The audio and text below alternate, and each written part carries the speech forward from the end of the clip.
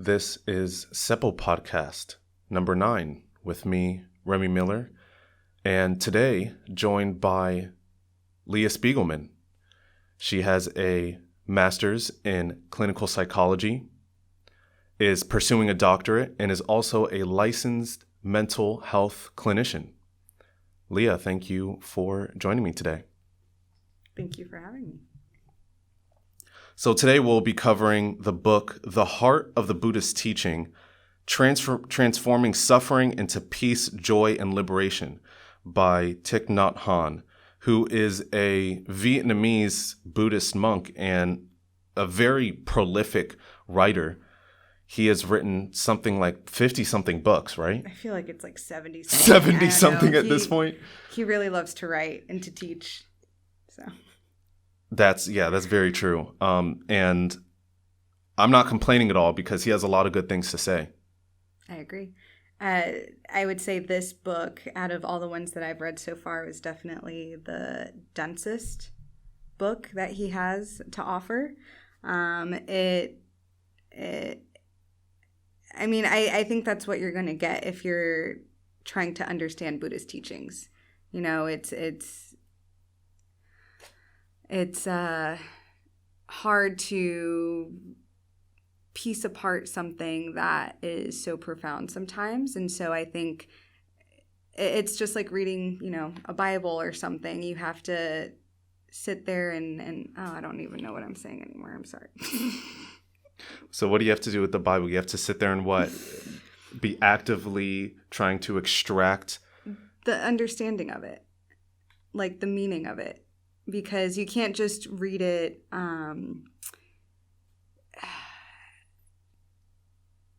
at a surface level.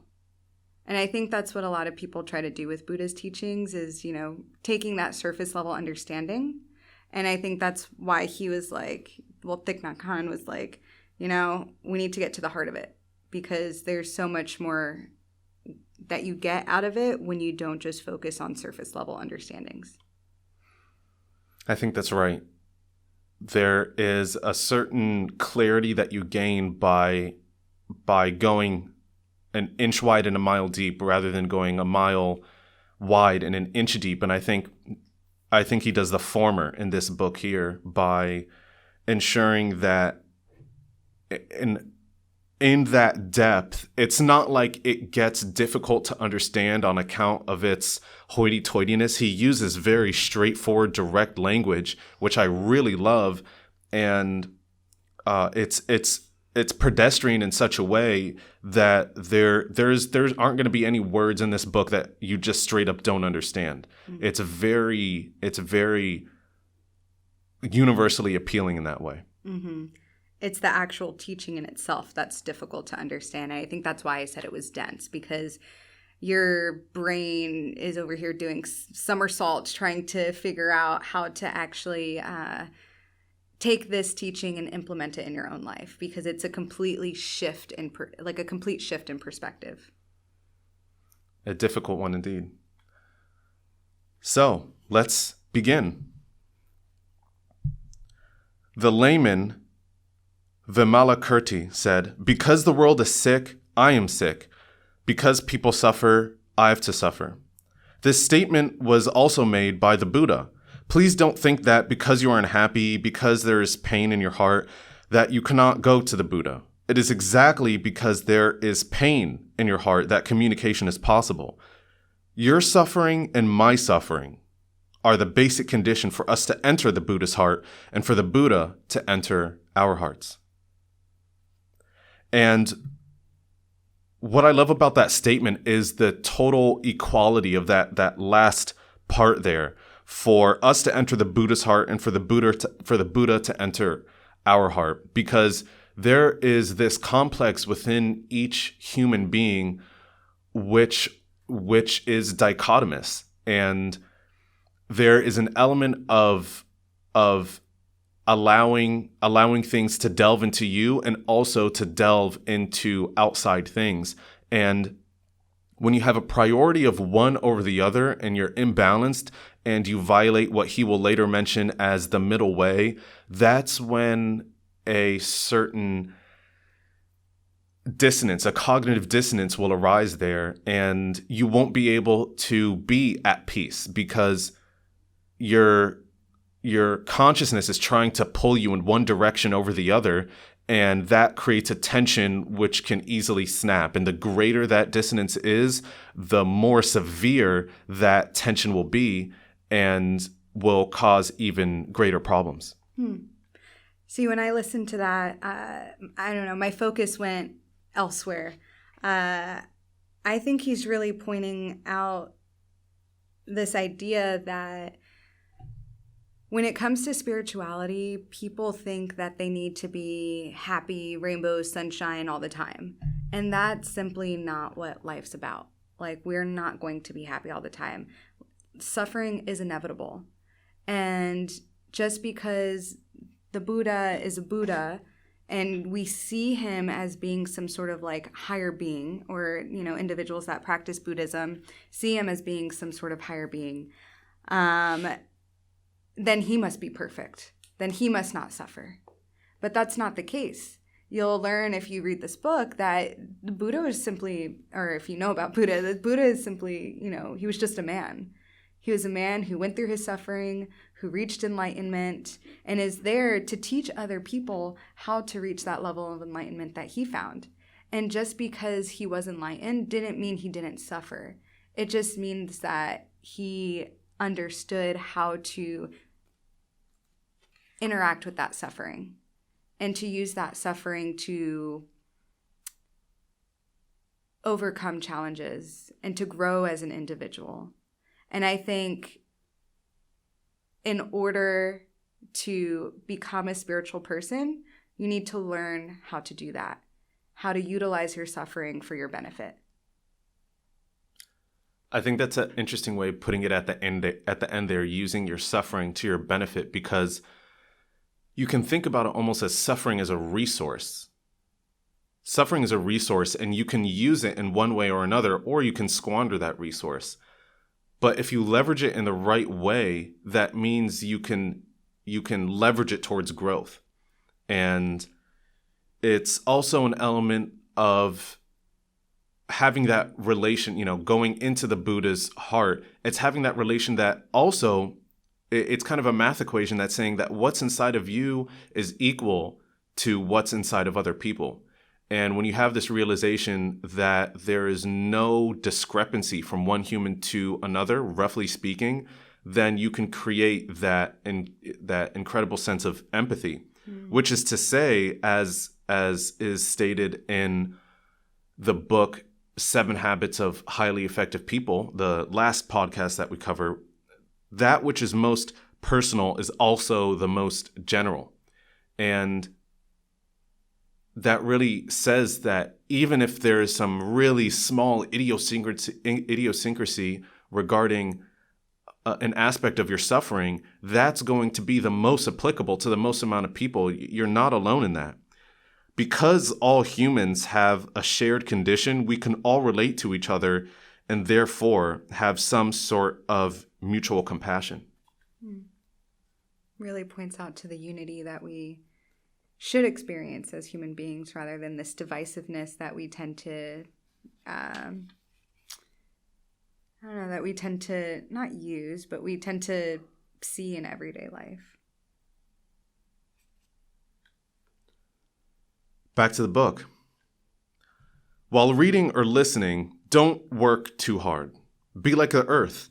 When the rain comes, the earth only has to open herself up to the rain. Allow the rain of the Dharma to come in and penetrate the seeds that are buried deep in your consciousness. A teacher cannot give you the truth. The truth is already in you. You only need to open yourself, body, mind, and heart, so that his or her teachings will penetrate your own seeds in understanding and enlightenment. If you let the words enter you, the soil and the seeds will do the rest of the work. What's going on there is this element of understanding what's the natural phases. This is something I was actually thinking about earlier today, where it's important to not logic your way into understanding some aspect about yourself, because that's not going to work out so well. Because when he's talking about the consciousness here, and of course the inverse and the complement to the consciousness is the unconsciousness. So when you're trying to get into your unconscious and understand what's going on there by trying to think your way into it, that's not going to work. It's almost like a double phospholipid layer on a cell is how I think about it. I don't know if that analogy exactly tracks, but when something's going from the outside in, if you're thinking about the inside of the cell as your unconscious, when you're going from the outside in, it's going to be almost impossible to get in there unless you find the exact right chink in the armor. Whereas if you're going from the inside out, then things are going to come out exactly as they need to, when they need to. It's just going to get rid of waste and expel anything else. And that's what the unconscious is like, because that's what happens when you have slips of the tongue, or you remember things randomly, or you forget things randomly. That is an emergent property of the unconscious leaking things out. And when it comes to, as he's talking about here, about the seeds and opening yourself up to the rain that naturally comes, is allowing those elements to just leak out of your unconscious into your conscious. And once you notice them, then you can do something about it. So it's not brute forcing your way in, but rather noticing when those things arise and then doing something about it at will. Mm. And I like where he points out, oh gosh, what was the exact wording?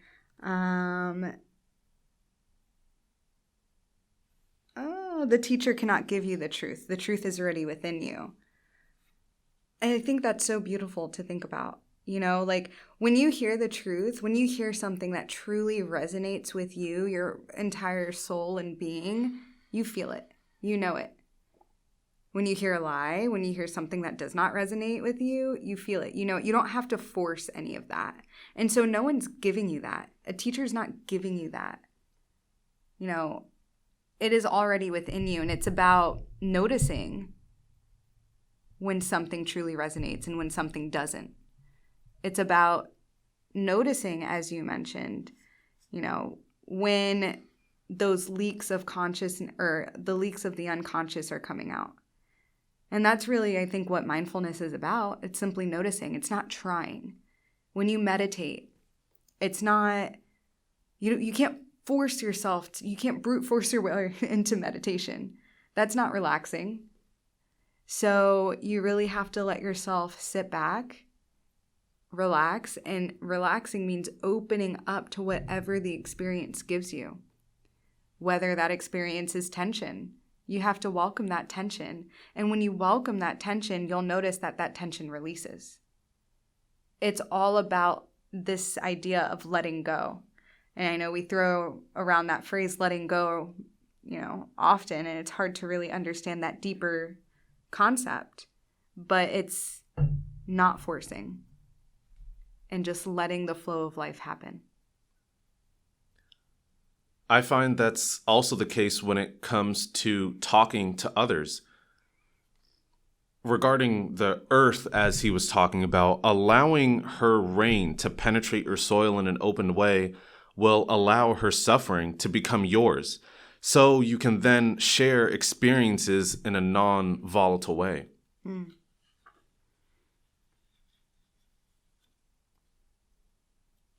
Back to the book. It is true that the Buddha taught the truth of suffering, but he also taught the truth of dwelling happily in the things as they are. To succeed in the practice, we must stop trying to prove that everything is suffering.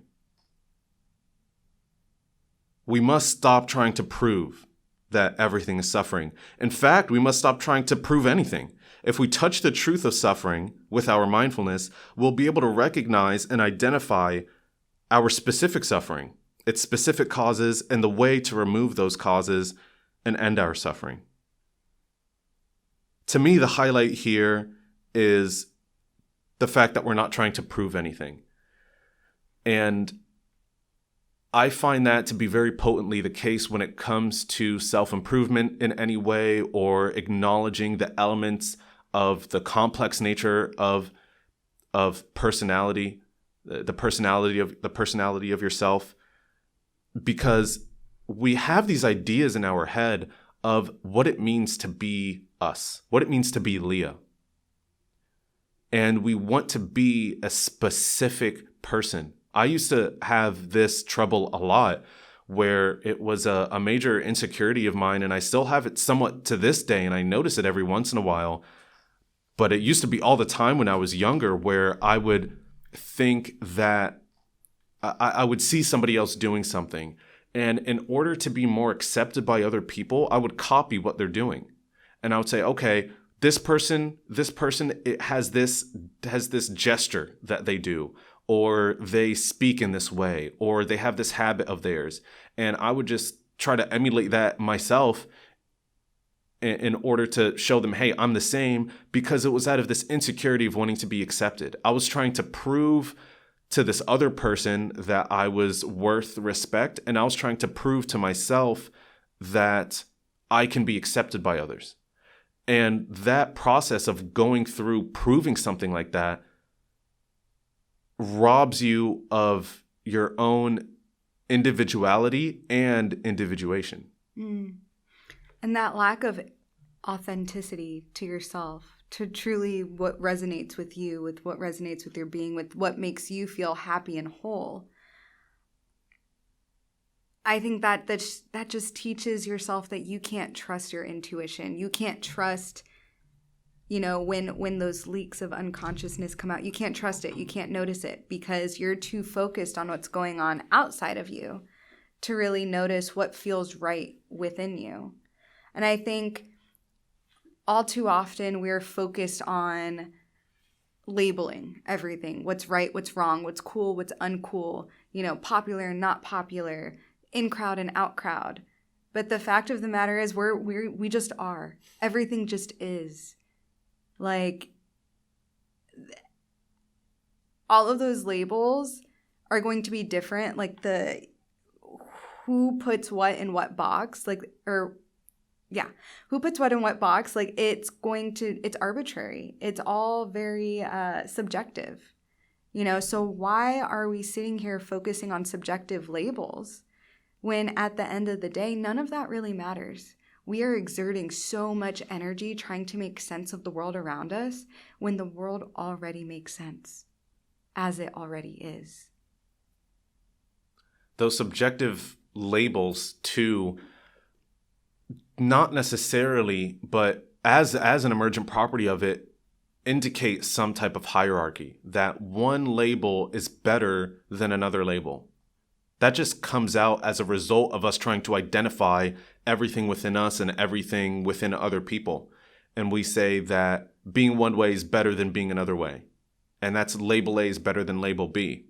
But in fact, all of life's moments are worth experiencing and can therefore cause joy if the right perception is in place. When feeling the unpleasantness of a certain situation, don't let the idea escape the mind that all of life's moments are valuable and that correcting perception is the antidote. Yeah. And I think when we're too focused on only having those good experiences, we can't really learn from our suffering. The thing that I like to ask myself whenever I go through quote unquote bad times is like, what is this teaching me?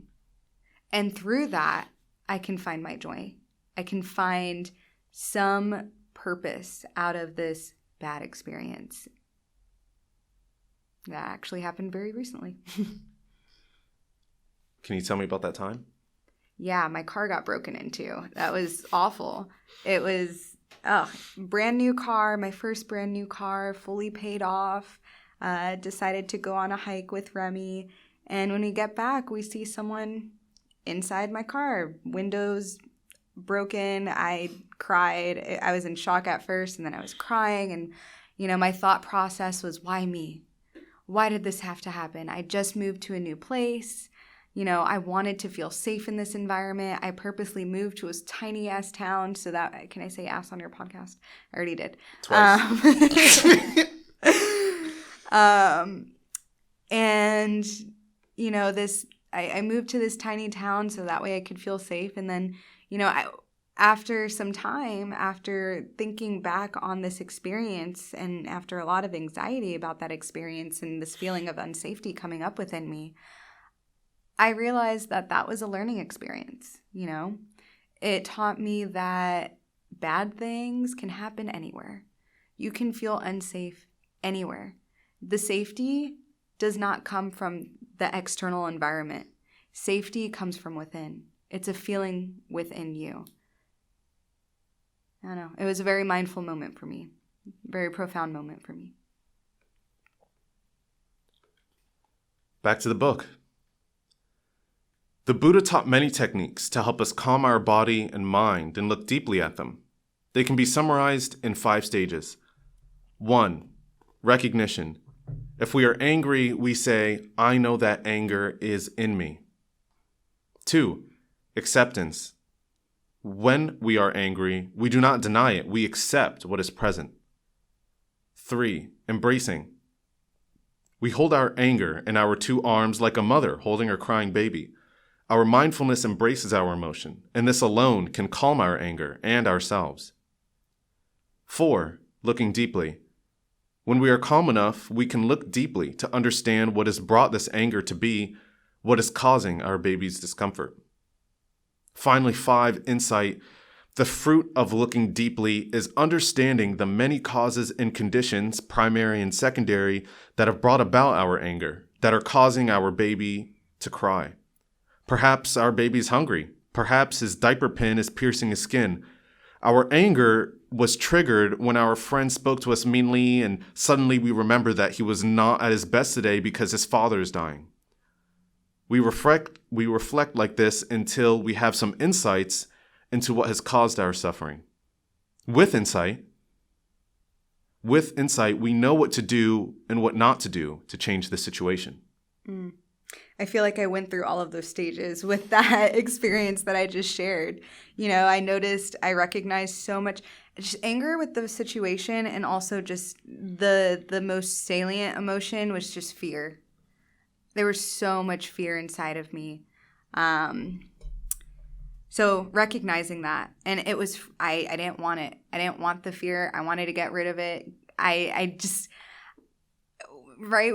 When we're spiritual beings, we want to be, happy, sunshine, rainbows all the time, but that is a part of the experience. That is a part of being human. So I had to accept that. I had to accept the fact that this fear was a part of the experience and it wasn't going to go anywhere. So since it's not going anywhere, had to embrace it, had to hold its hand, had to dive deep into, what is it doing here? What was this fear really about? And by looking deeply at my fear, looking at it and seeing where was it coming from, it was this feeling of not being safe. This feeling of, if my environment can't make me feel safe, how do I find that safety? And then that provided me insight by asking myself these questions. How do I make myself feel safe? I find it within myself. I create an environment of safety within myself. When I feel that fear, taking a step back, taking some deep breaths, that brain-body connection. You notice when your heart's racing, you've got some palpitations going, your hands might be shaking and sweaty. So just noticing those things, taking a step back, taking a few deep breaths, holding fear's hand, and continuing on with your life, because life does not stop because fear is in the way. Life continues to happen. And it's like that with any emotion we're trying to deal with, any emotion we're trying to, get rid of. We can't get rid of them. So how do we embrace it and accept it and utilize it for our own growth? Just like suffering. What I like about this, because I do think about leadership a lot, is how this is directly applicable to leadership. Because these 5 stages are essentially describing detaching and subordinating the ego. It's saying that you got to recognize and accept and embrace what is arising within you. That's essentially, I think those 3 steps are detaching, broken up into a good 3-step sequence. You see what's going on, that's recognition. Then you say, it's kind of like the OODA loop also, where it is observe, orient, decide, and act. So recognition is observing. Orienting is kind of accepting and embracing. And then looking deeply and insight are like deciding and acting. You're looking deeply into what's going on and what needs to change. And you have this insight as in regards to what needs to be done. And I do my best to regularly practice this in the presence of others by, instead of straight away saying my emotional reflex, instead asking questions so I have a full understanding to contextualize my reactions.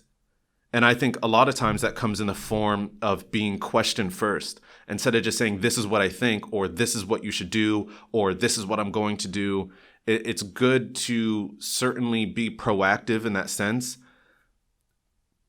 but you don't want to give away as much. You don't want to give away everything that you're thinking and feeling straight away, because then you don't have any cards in your hand and you're entirely powerless to have any control in that situation. And when you're powerless in a situation, then you feel helpless, and then you don't even want to do anything about it.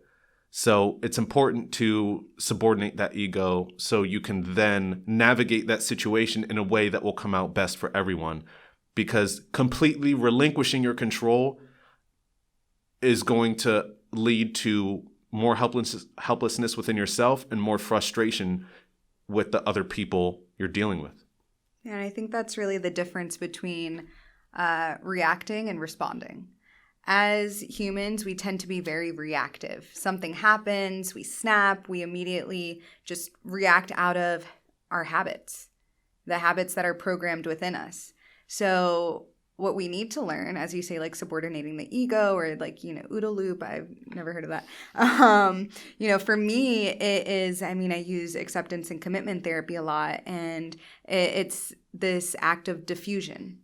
Using these skills to unhook yourself from a situation that you would typically just immediately respond or react, using these actions that might not be beneficial to you.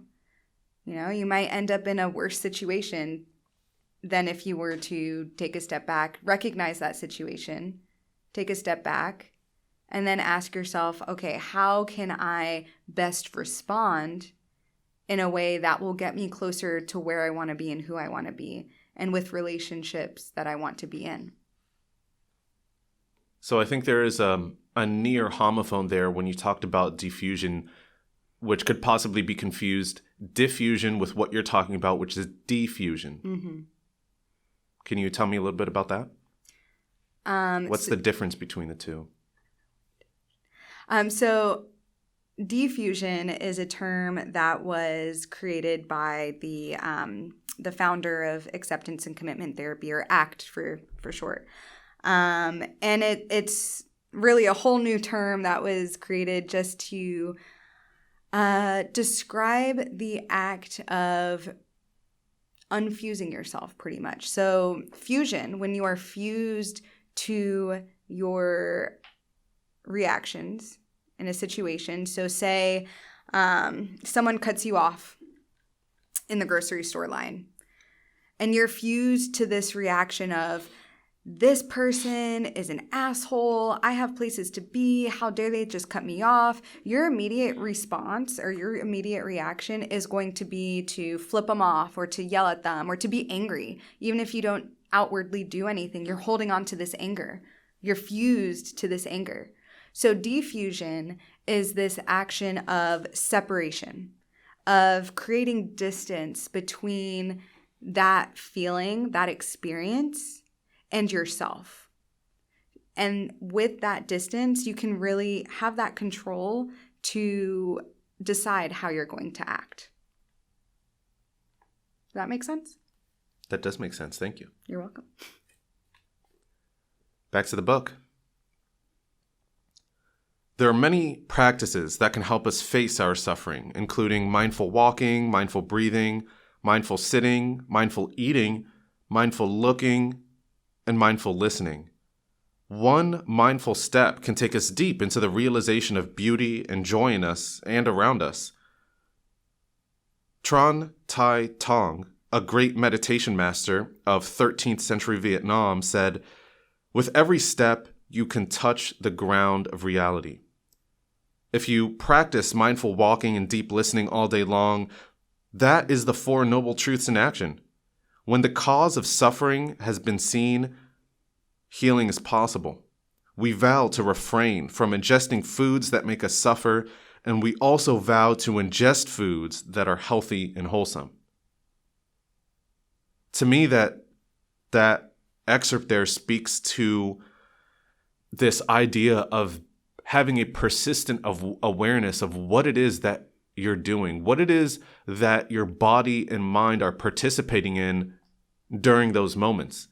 Because I know one problem that I have, which I'm going to some extent to ameliorate, but I also want to retain a little bit because it's very helpful, is this black and white thinking. I think it's helpful here, though, because you can pose it in the form of a question where this is talking about personal well-being. So in the context of personal well-being, at any second of the day, you can ask yourself, is this activity contributing to my well-being, or is it detracting from my well-being? You can say maybe there are exceptions to that. What if it's neutral? But think about this. Time is passing. There's no such thing as time stopping. So if time is passing and you're not keeping up with that time passing, and let's say you're plateauing, you're neither progressing, you're neither contributing or detracting from your well-being, but you're maintaining. If you're staying the same, but time is passing, that's regression. So both plateauing and going back, they're both regression in a way, and the only way to combat that is by, in this case, contributing to your well-being. So I think that question is very helpful. You can use that in any context. Is the thing that I'm saying right now to my coworker contributing to the health of the project and our one-on-one relationship, or detracting from the health of the project and the one-on-one relationship? Am I contributing to the general quality of life in a society by saying this one thing to the bus driver, or am I detracting from it by saying this one thing to the bus driver? You can ask yourself that in any context and really assess what it is that you are contributing toward, which direction you're contributing toward. And I think that process of asking yourself, those questions is really just having a mindful disposition. Taking yourself off of autopilot. Oftentimes we live on autopilot. Like I was mentioning earlier, being fused to our actions, being fused to our emotions, just immediately responding because that's what we're used to. It's been programmed within us to act a certain way or to do certain things. And when we take a step back and we start asking ourselves those questions, again, we gain that control over our lives. We're able to actively move forward and to progress rather than staying stuck. Oftentimes people feel stuck, and that's because we're living on autopilot. They feel like they have no control because they don't. It makes me think also of this idea of autopilot and what it means to be in that mode. I think what it means is to presume that you're in the correct mode, but you're actually not. That's why you need to implement some kind of system where you can evaluate that. And Jocko Willink talks about this kind of expression that he said, which is having unmitigated daily discipline in all things.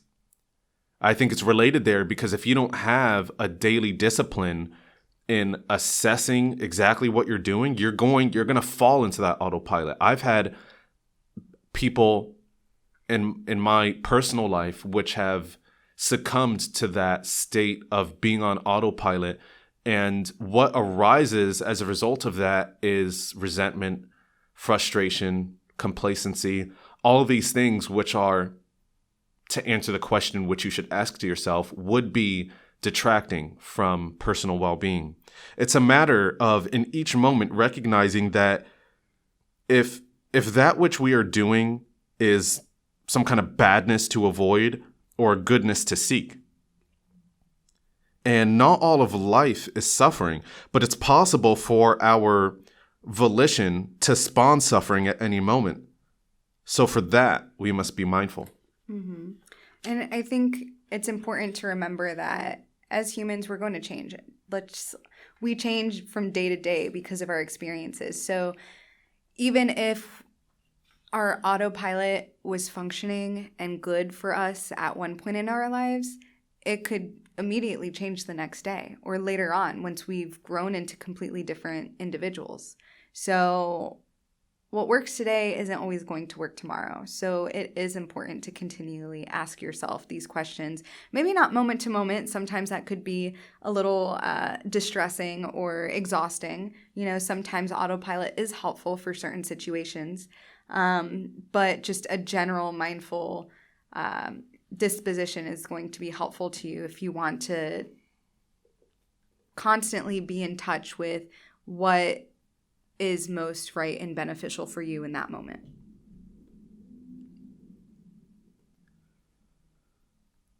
Returning to the book here, in this segment, he's talking about the noble truths and the different turnings, how you get from one step to the next.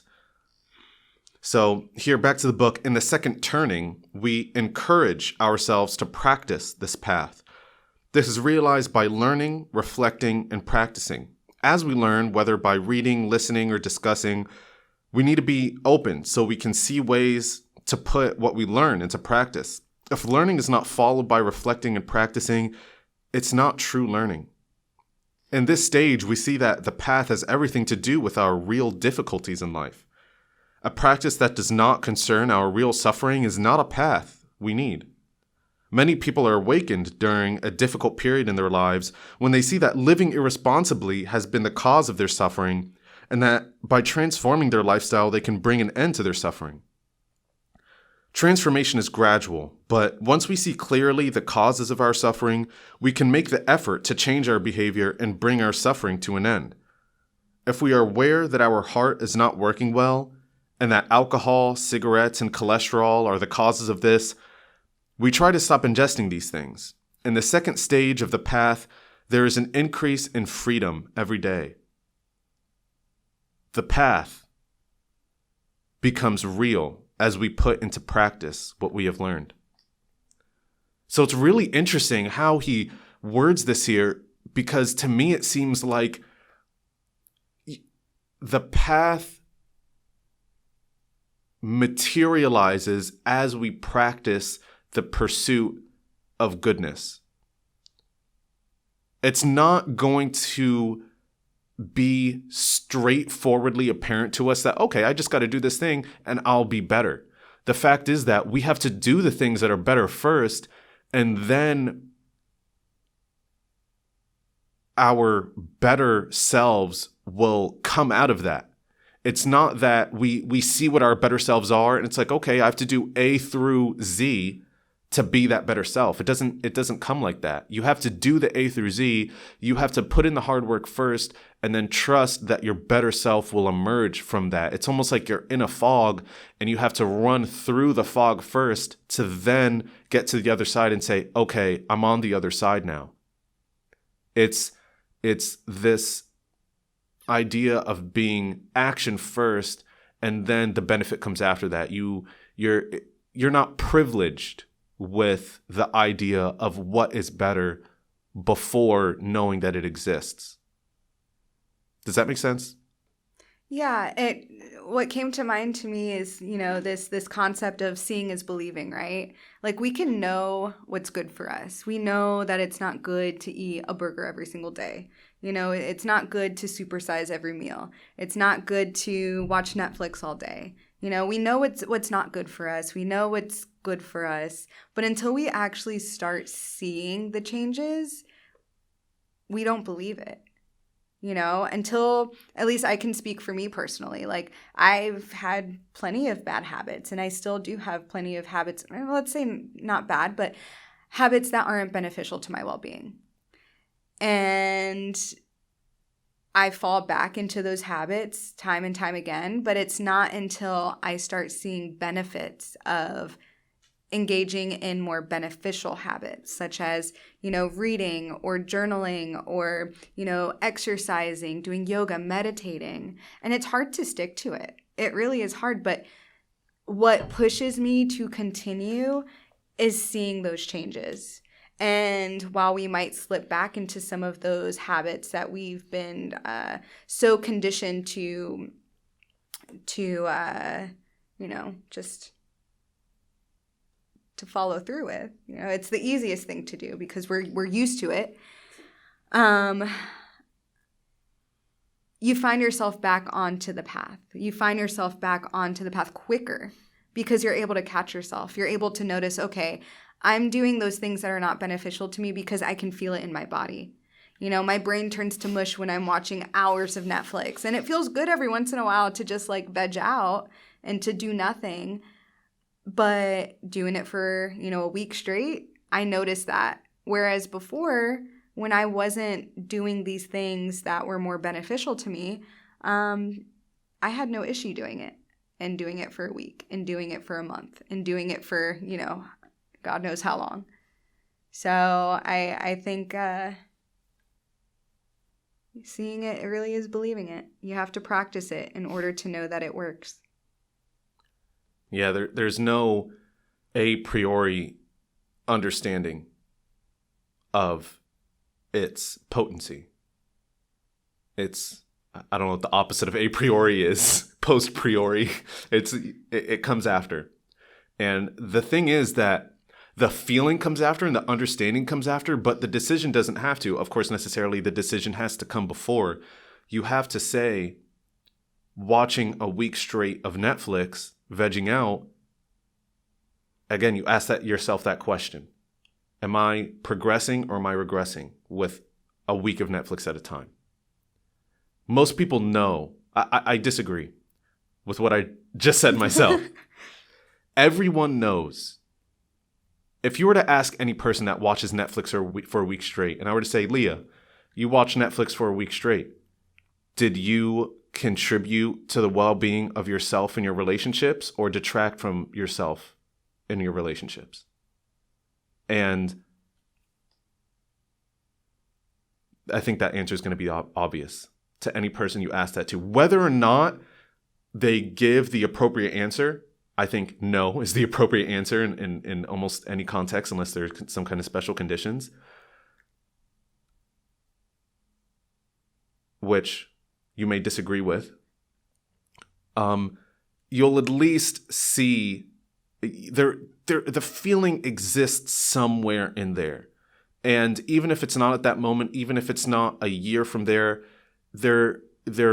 is the potential. I won't say it necessarily comes out, but the potential is there in everyone for that understanding. Well, can I say something real quick? I know you said I would disagree because you saw my face. I think knowledge is power, right? So having the knowledge first is important so that way you can implement that knowledge into your everyday life and actually practice. So for some people who don't have the knowledge that, watching Netflix for a week straight isn't good for your brain, they might come up with all of these other reasons and excuses as to why, yes, that did help me in my life and that did help me progress in my, relationships. For some people, watching TV is bonding with their, friends and family. It might not be true bonding and connection where you're actually able to sit down and like have a conversation about that show and to really analyze it or to connect with the person. For them, that's all they know. They might think watching Netflix for a week straight, that was self-care, because we have this very superficial understanding of what self-care really is, right? So I think knowledge is important first. Not everyone's going to answer, that question the way you would answer it, because they don't all have the same knowledge that you do. Totally. I think that's why I corrected myself somewhat by saying the potential is there, that they may not have that knowledge in the moment, but granted that they have the appropriate knowledge, the potential is there for them to have that understanding. And I also totally relate to what you're talking about, because I've been in situations before in my personal relationships where I've done everything I can and came to the conclusion that, hey, the only way that I can bond with this person is by watching the TV that they watch. And that was my only means. So I get that that's the case, because I've participated in it myself. And granted that you have that knowledge in that situation, you know the path, but not because it already exists. You define and forge the way. So ensure that your creation is worthy of existing. The creation of yourself as a human being is worthy of existing and unique in its goal, because you're unique.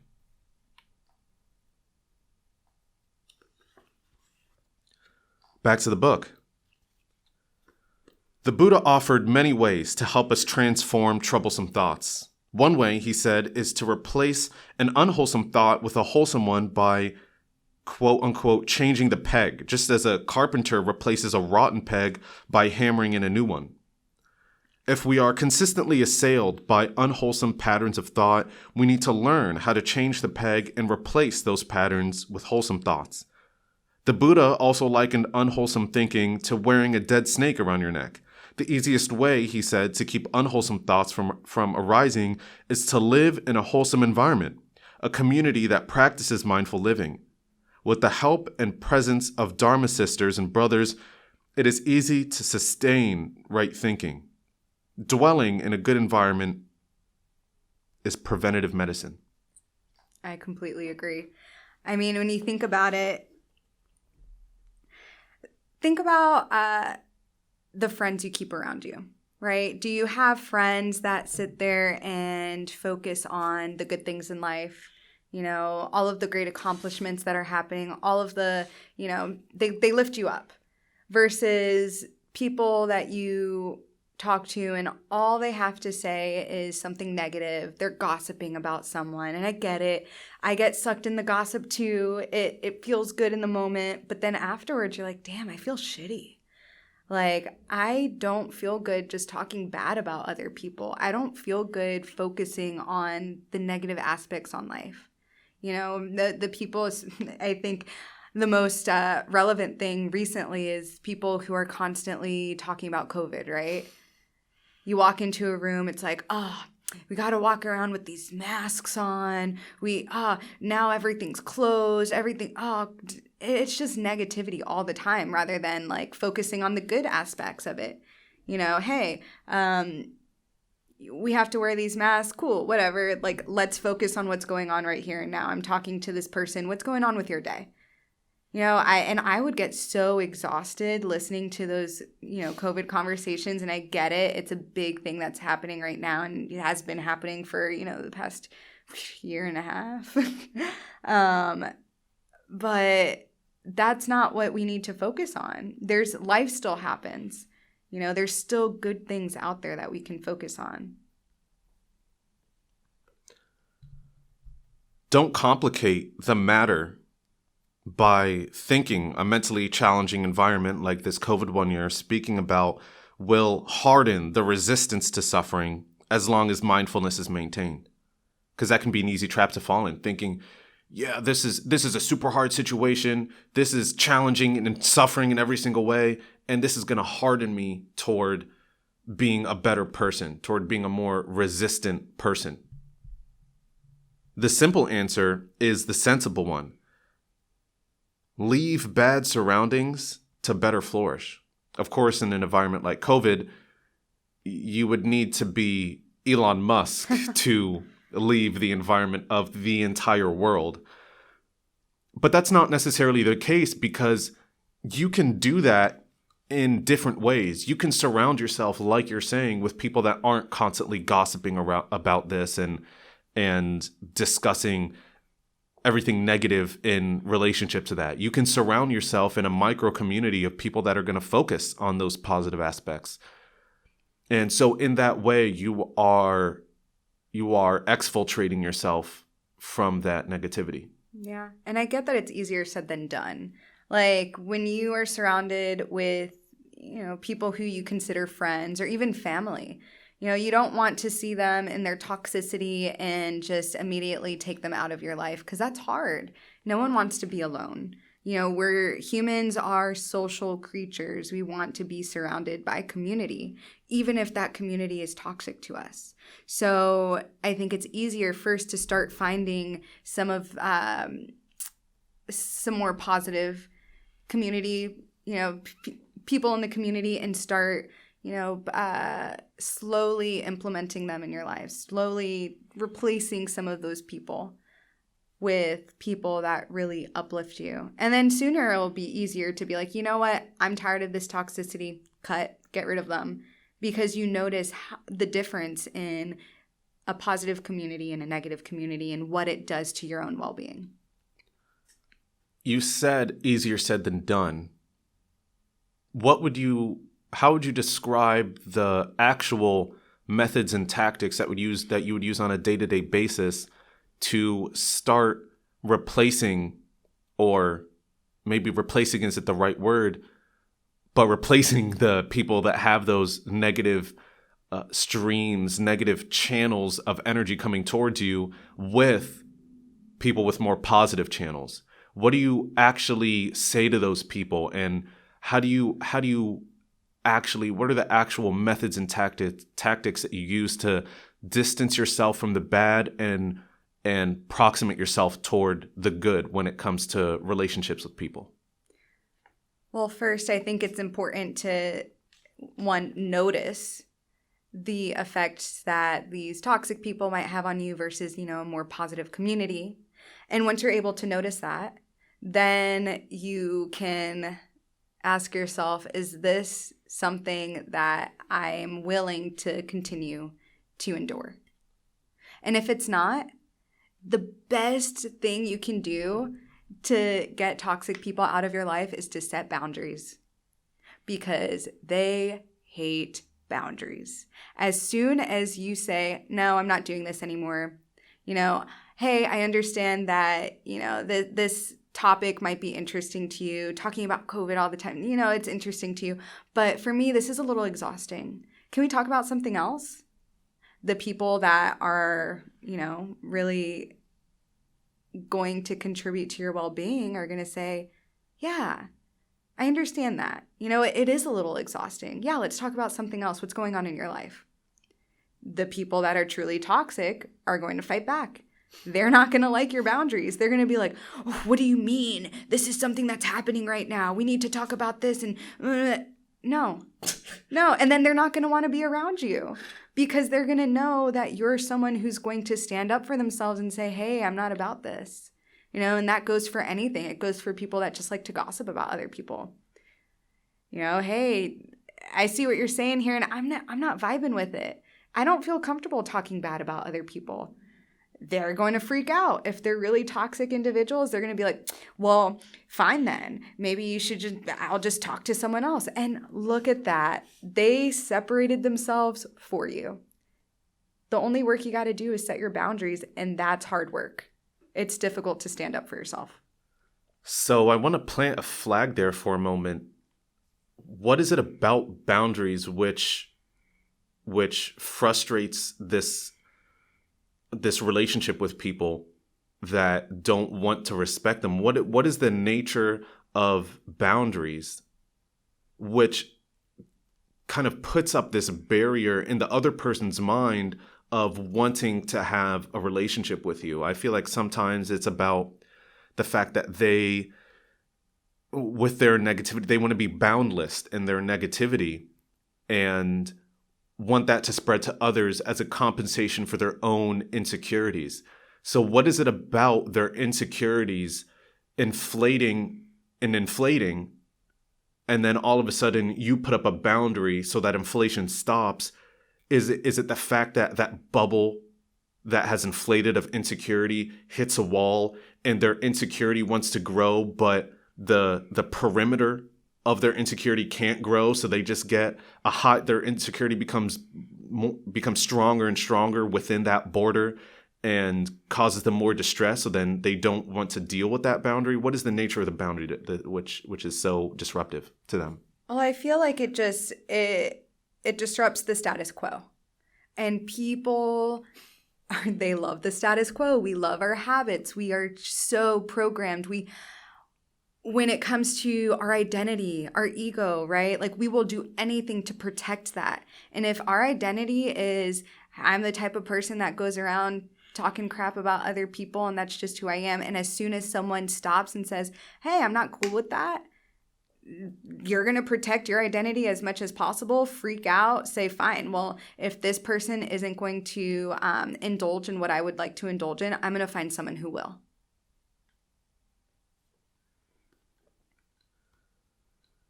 Back to the book. When communication is cut off, we all suffer. That makes me think about what we were just talking about with the boundaries. Mm-hmm. When you're not communicating to that other person what your boundaries are, if you have boundaries and if those boundaries would help you, then you're both going to suffer because they are continuing on with their negativity, which is having them suffer, and then you're absorbing that negativity, which is having you suffer. Mm-hmm. When no one listens to us or understands us, we become like a bomb ready to explode. Restoring communication is an urgent task. Sometimes only 10 minutes of deep listening can transform us and bring a smile back to our lips. The Bodhisattva Kuan Yin is one who hears the cries of the world. She has the quality of listening deeply without judging or reacting. When we listen with our whole being, we can diffuse a lot of bombs. If the other person feels that we are critical of what they are saying, their suffering will not be relieved. When psychotherapists practice right listening, their patients have the courage to say things they've never been able to tell anyone before. Deep listening nourishes both speaker and listener. It truly does. I relate to that so much. When I first started doing therapy, or when I first started my training for therapy, I was so focused on, what am I going to say? What am I going to say to help fix this person? When at the end of the day, it doesn't matter what I say. And what I'm going to say will come to me. You know, it's going back to that one of the first quotes that you mentioned, just letting the opening up to the reins, letting it come to you. And when you deeply listen, the right words come to you because you're able to truly understand what that other person is presenting to you. And even if you don't have the right words to say, that act of listening and allowing someone else to feel heard for maybe the first time in their lives, because we all have this tendency to listen to respond rather than listen to understand. So when you allow this person this space to listen, to be listened to, oh my gosh, that's life-changing. Some people just need an outlet. And if you're that only outlet, great. That is healing. And I think through deep listening and having that deeper level of connection with another individual, you're healed as well.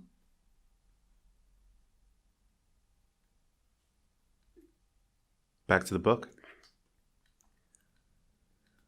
Of course, you have suffered, but the other person has suffered also. This is why writing is a very good practice. Writing is a practice of looking deeply. You send the letter, and he's talking about the fact that when you have a relationship with someone and you want to communicate exactly what you're feeling. You have to write it down. And what you can do is write a letter to this person. And that will help you integrate your thoughts with what you're feeling. So continuing on here, you send the letter only when you are sure that you have looked deeply. You don't need to blame anymore. You need to show that you have a deeper understanding. It is true that the other person suffers, and that alone is worth your compassion. When you begin to understand the suffering of the other person, compassion will arise in you, and the language you use will have the power of healing. Compassion is the only energy that can help us connect with another person. The person who has no compassion in him can never be happy. When you practice looking at the person to whom you're going to write a letter, if you can begin to see his suffering, compassion will be born. The moment compassion is born in you, you feel better already, even before you finish the letter. After sending the letter, you feel even better because you know the other person will also feel better after reading your letter. Everyone needs understanding and acceptance. And now, you have understanding to offer. By writing a letter like this, you restore communication. And it's this here which, reflecting back on it, perhaps encouraged me and gave me better understanding on how to do this in my personal life, because I have some relationships in my life with people that have a very potent internal suffering, and has been and they've yet to reach escape velocity of that immense suffering for themselves, and have been in that state for a very long time, that the gravity is too strong for them to get sucked in, and their own suffering is a black hole at which they stand at the singularity, at the center. And through that understanding, you give them that fuel to escape. You give them that fuel that is enough for escape velocity, for them to get outside of the bound of the gravity of their suffering and into an outer space where they can look at that suffering, identify it, and see how that gravity pulls them in. Now, this is not going to say you write a compassionate letter to someone and they're going to become the Buddha. That's obviously not going to happen. In fact, probably nothing's going to happen. That's going to be the case most of the time, because that understanding has to come from within. You can give them 1% of fuel that they'll need for that escape velocity, but for the most part, that fuel needs to grow within them.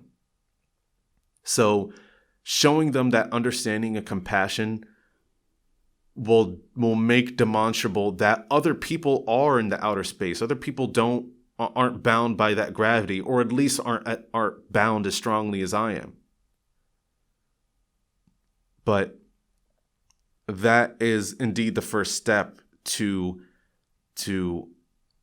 for other people to recognize that. And here's the connection with that and writing. Writing brings clarity to thinking, which brings understanding. And when applied to or addressed to a specific person, also brings compassion.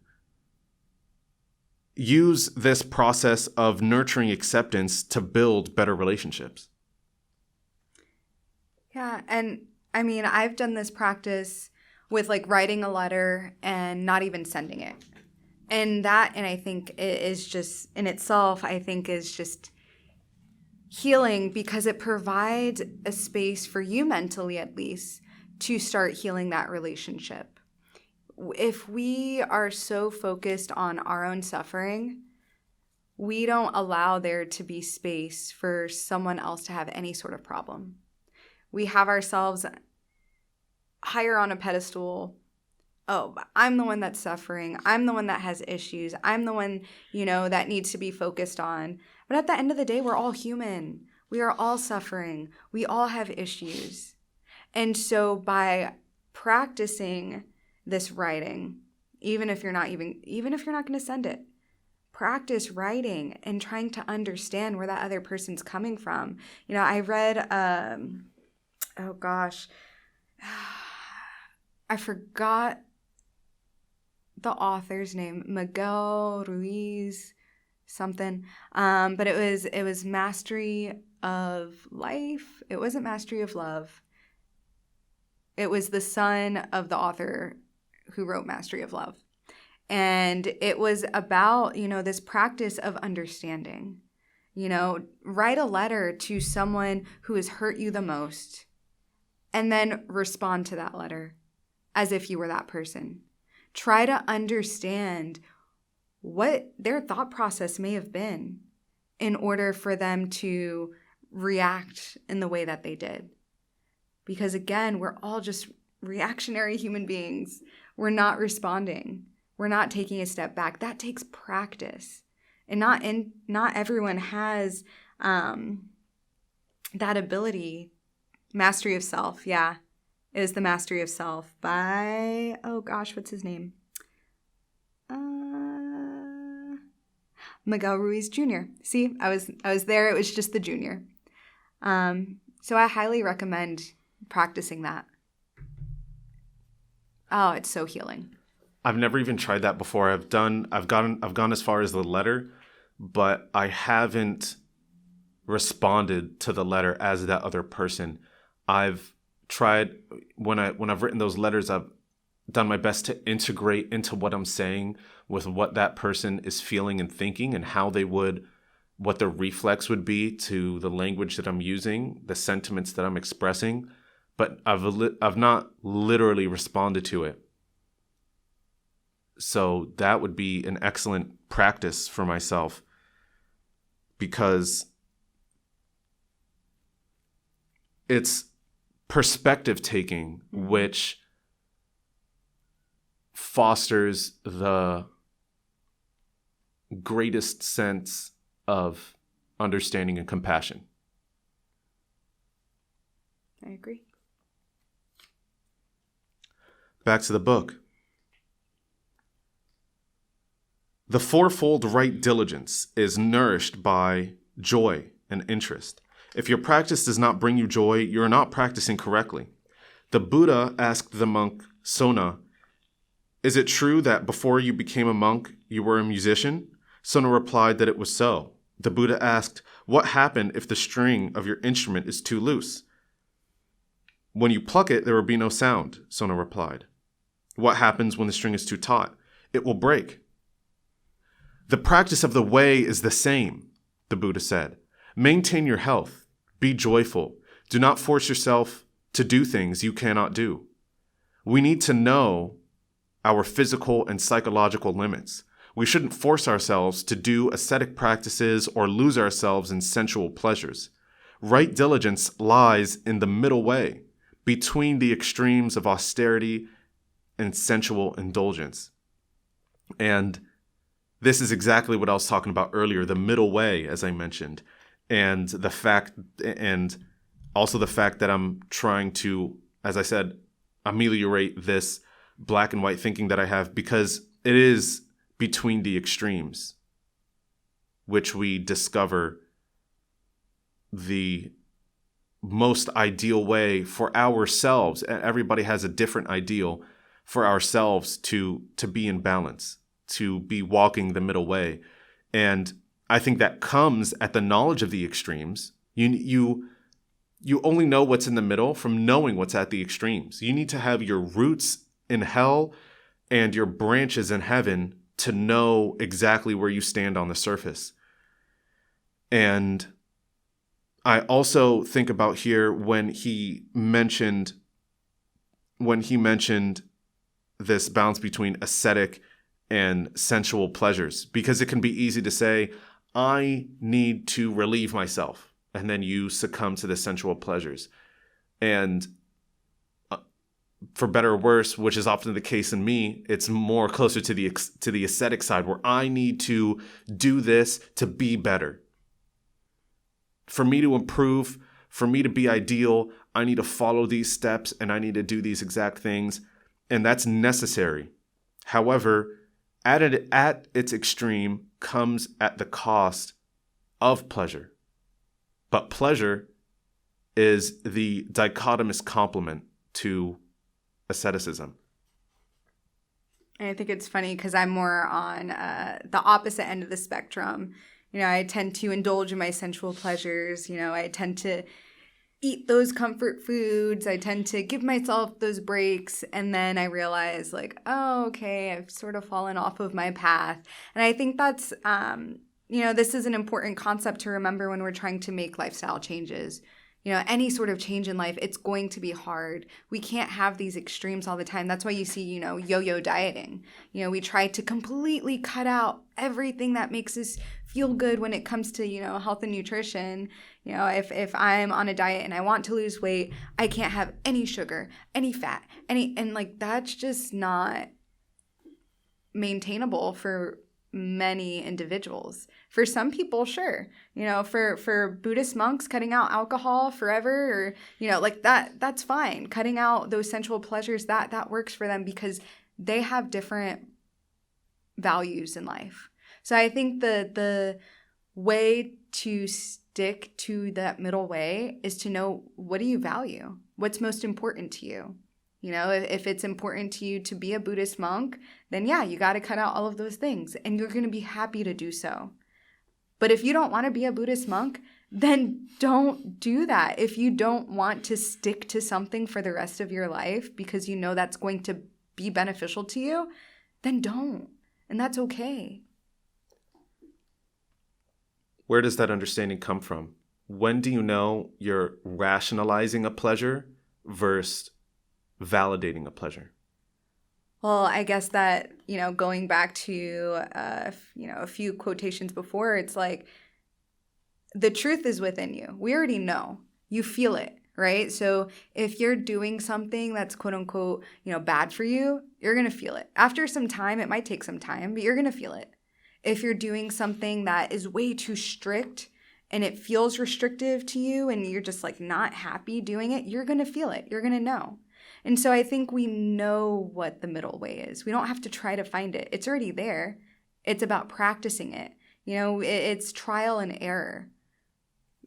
And it's okay to go back. It's okay to try again because you're not trying from, ground zero. You're not starting from the beginning. You've had some practice. You know what works and what doesn't work. And it's just about changing up your game plan. I think that's the right approach there. It's really tricky knowing what it is that is within you that tells you whether you're doing the right thing or not. And also, if you're doing the right thing, are you doing it in the right amount? Balance exists in all things which are on the path. If an extreme with no counterpart exists, it is not a part of that which leads to personal amelioration. So think about it like that, where everything that is worth pursuing is contrasted with its inverse. So for example, when it comes to, you mentioned in your sensual pleasures, eating those comfort foods. That was the first thing that you mentioned. Mm-hmm. You can say, these are my comfort foods, and you can pursue that. You know what the inverse of comfort foods are. You know that it's cutting out alcohol and cutting out sugar and cutting out all of this other stuff. Cheese. That's a big one. And you know what the opposite is. So then you can course correct toward the middle way.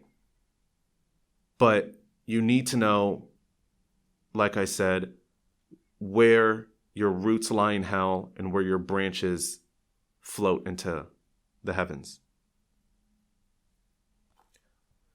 Back to the book.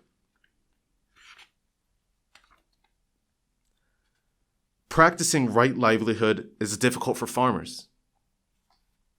You're a farmer, right? No.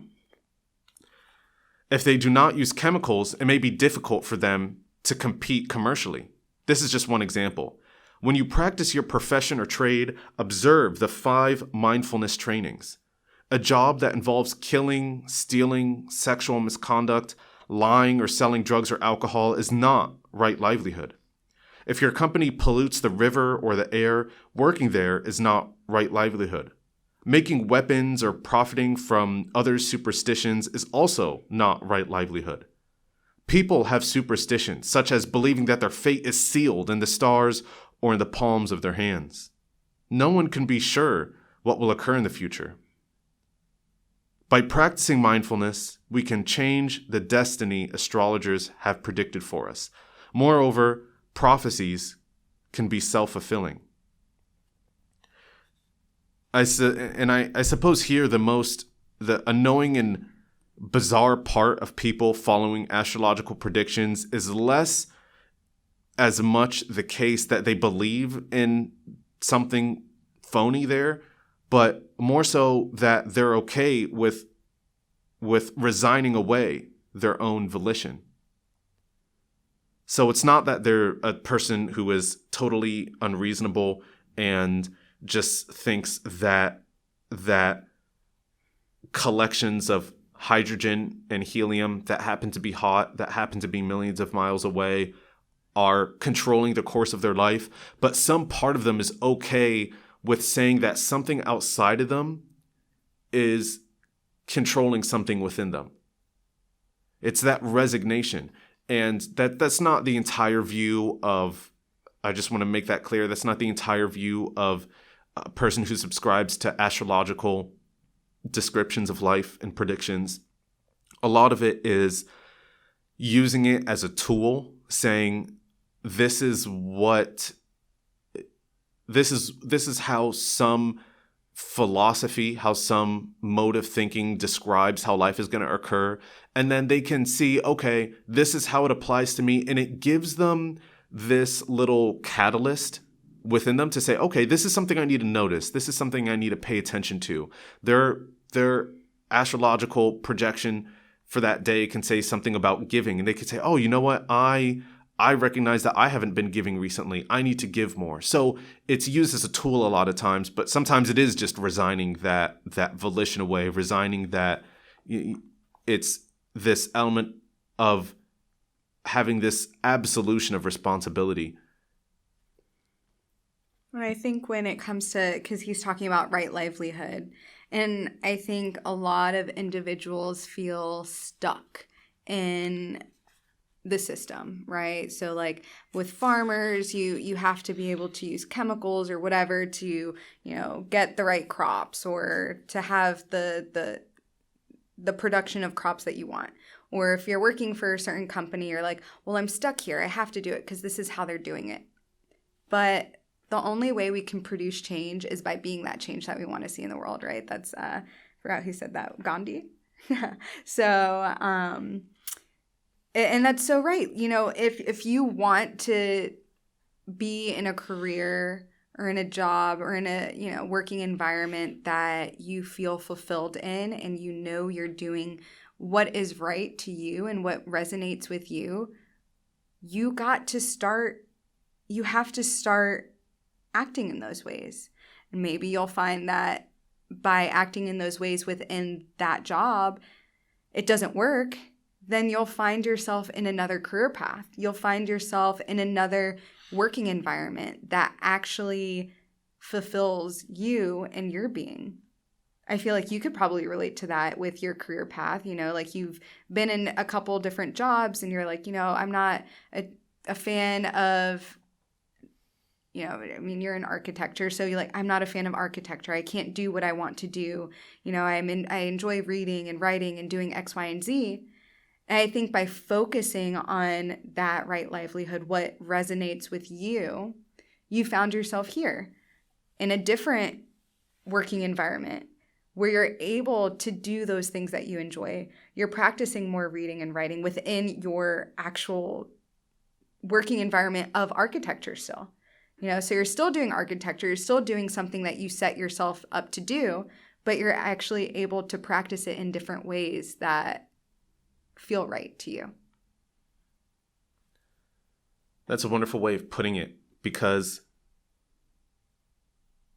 That's also how I felt with my life recently, generally speaking, that when you, I'm only going to be redundant of what you're saying, but I want to say it out of my own mouth just for the fact that it did resonate so strongly with me, that when you do the things that you know you should be doing and that you want to be doing, you will attract more of that. Mm-hmm.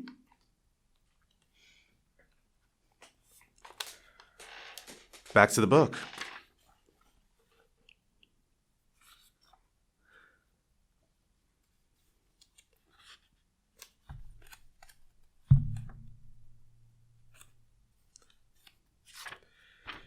The fourth noble truth is the cessation of the causes of suffering. When we put an end to our suffering, we feel relative joy. But when all of our concepts of suffering and not suffering cease, we taste absolute joy. Imagine two hens about to be slaughtered, but they do not know it. One hen says to the other, "The rice is much tastier than the corn. The corn is slightly off." She is talking about relative joy. She does not realize that the real joy of this moment is the joy of not being slaughtered, the joy of being alive. That's really interesting, this concept of absolute versus relative joy.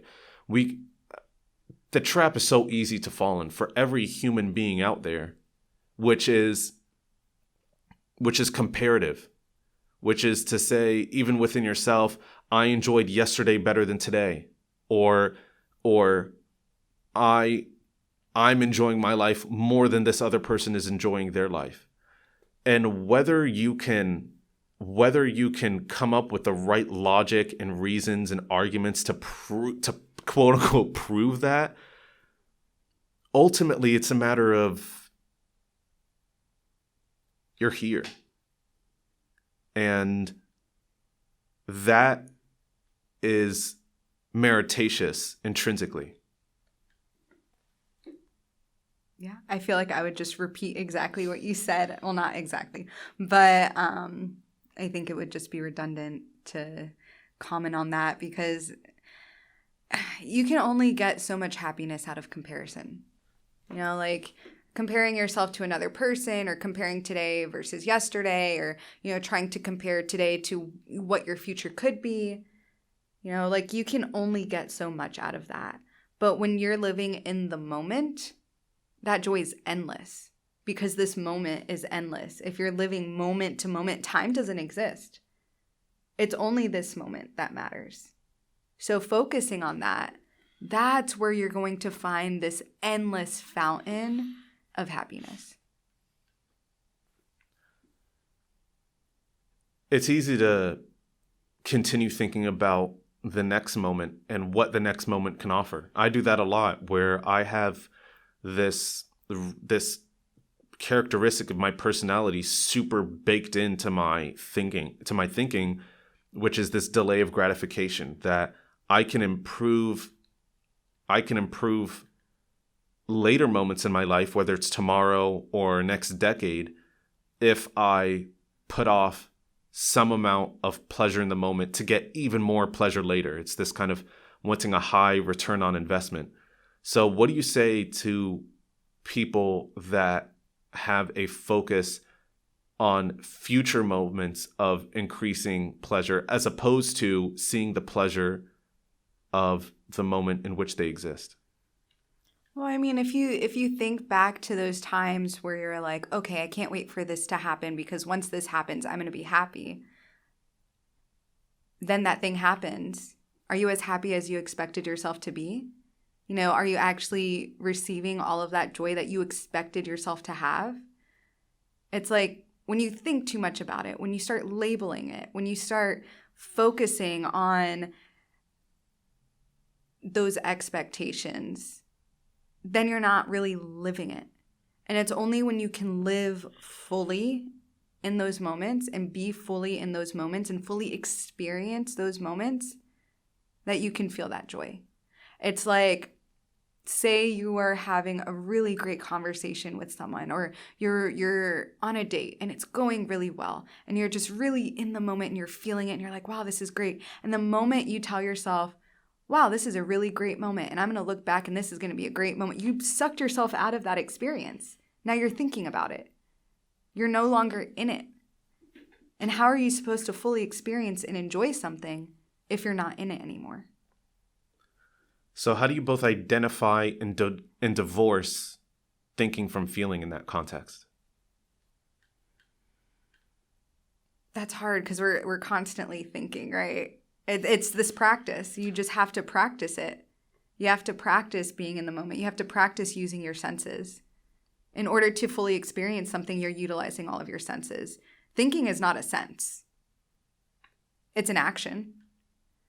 So in order to truly be in this moment, use your five senses. What are you touching? What are you smelling? What are you seeing? What are you hearing? What are you feeling? Well, that's touch, right? So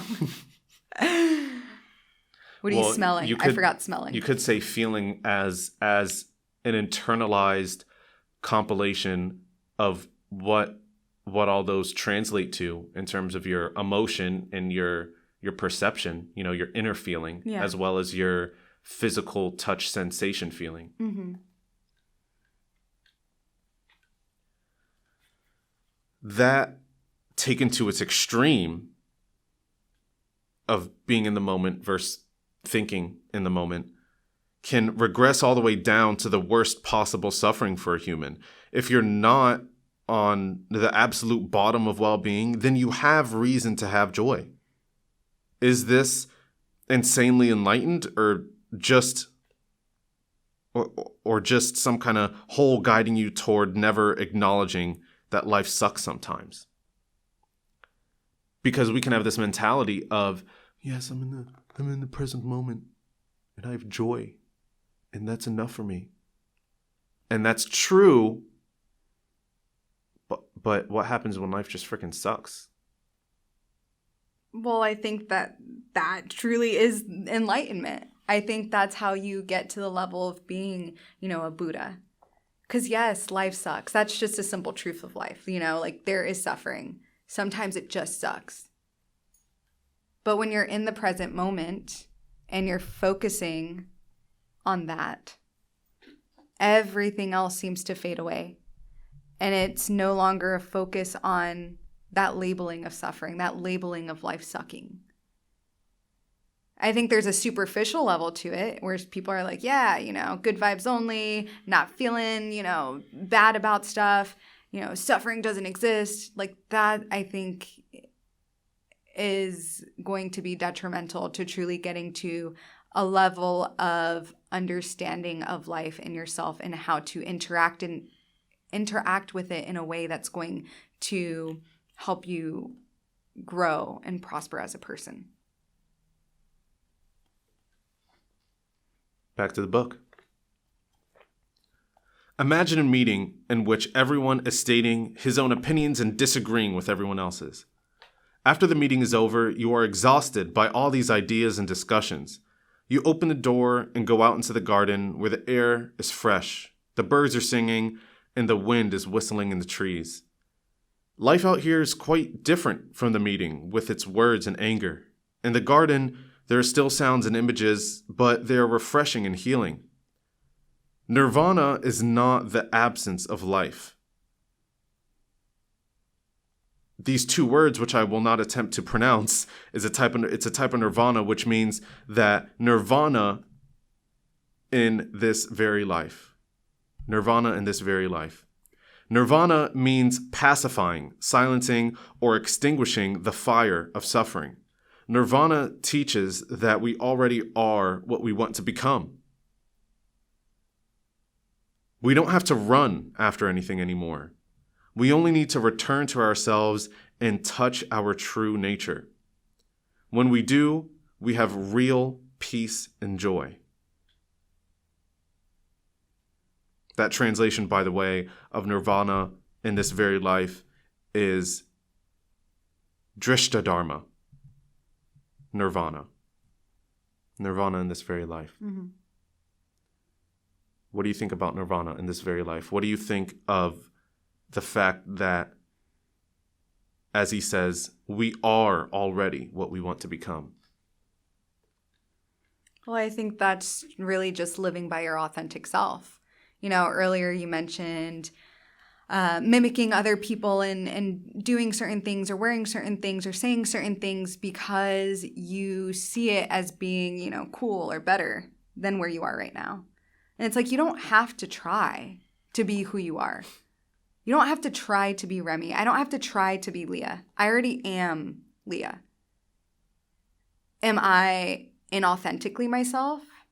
Am I authentically myself? That is the question I need to ask myself.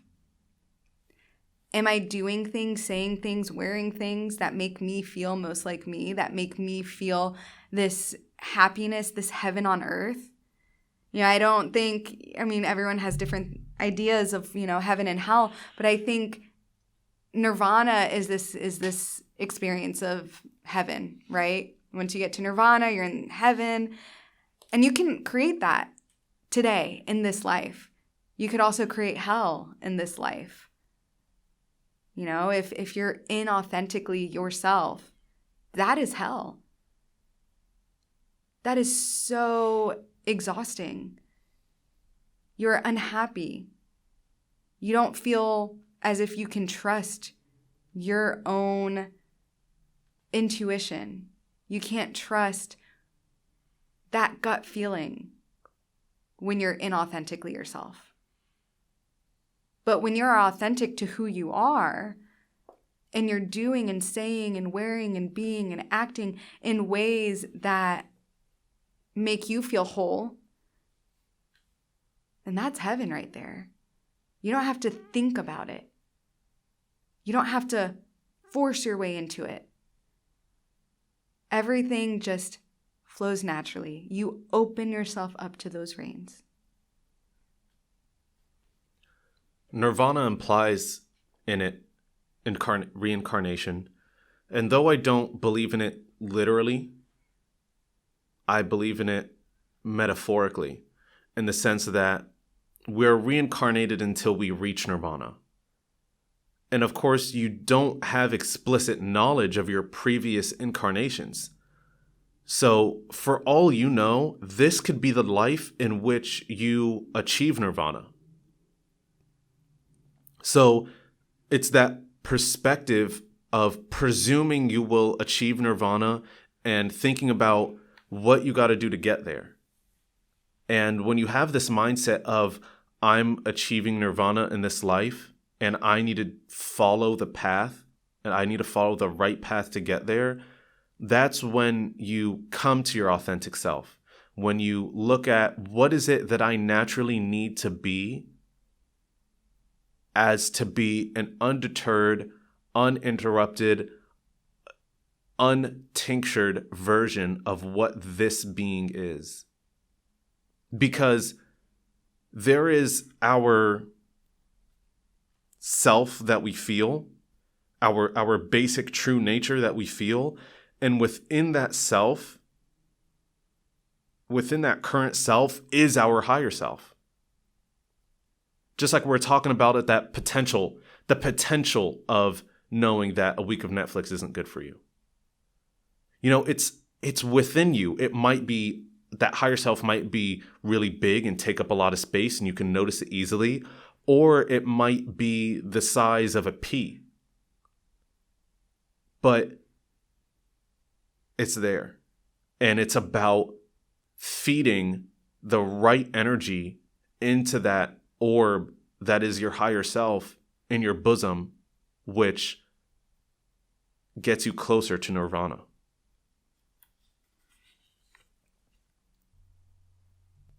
Back to the book. The second, he's talking about relevances here. So there are two relevances. The first of the two relevances is relevance to the essence. This is this whole complex that in Buddhism, which talk about the two relevances, the four standards of truth, and the four reliances.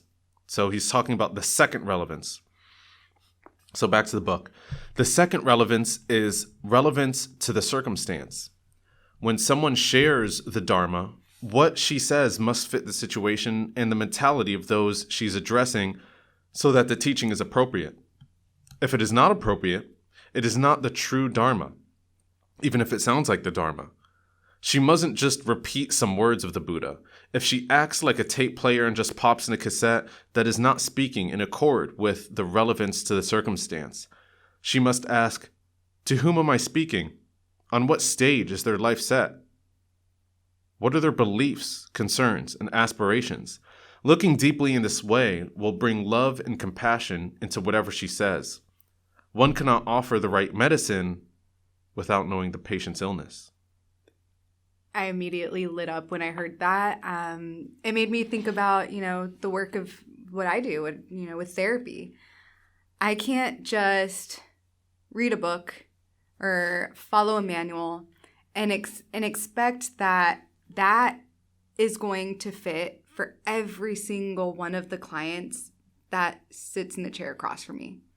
That would just be, I feel like for me, like that would just be malpractice, You can't just expect one set of, it's not a recipe book.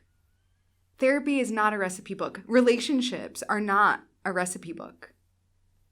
So it's important to truly understand, who are you talking to? Who is sitting across from you? What are their life experiences? Where are they right now in their evolution of life?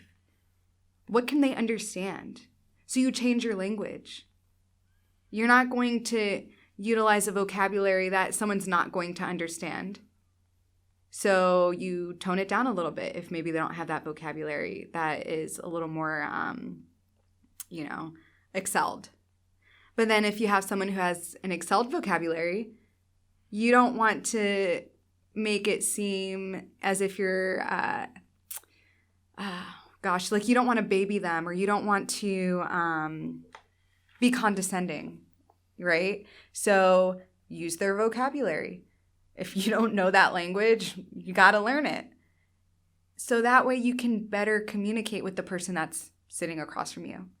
So that way they can actually understand what you're saying to them in a way that they best understand it. You can't just go in thinking you know the exact way to do it and throw it at them and expect for them to make changes. You have to work with them. So that's a lot of work on your end. If you want to be a teacher, if you want to be a therapist, if you want to be a leader, right? You have to know who you're working with.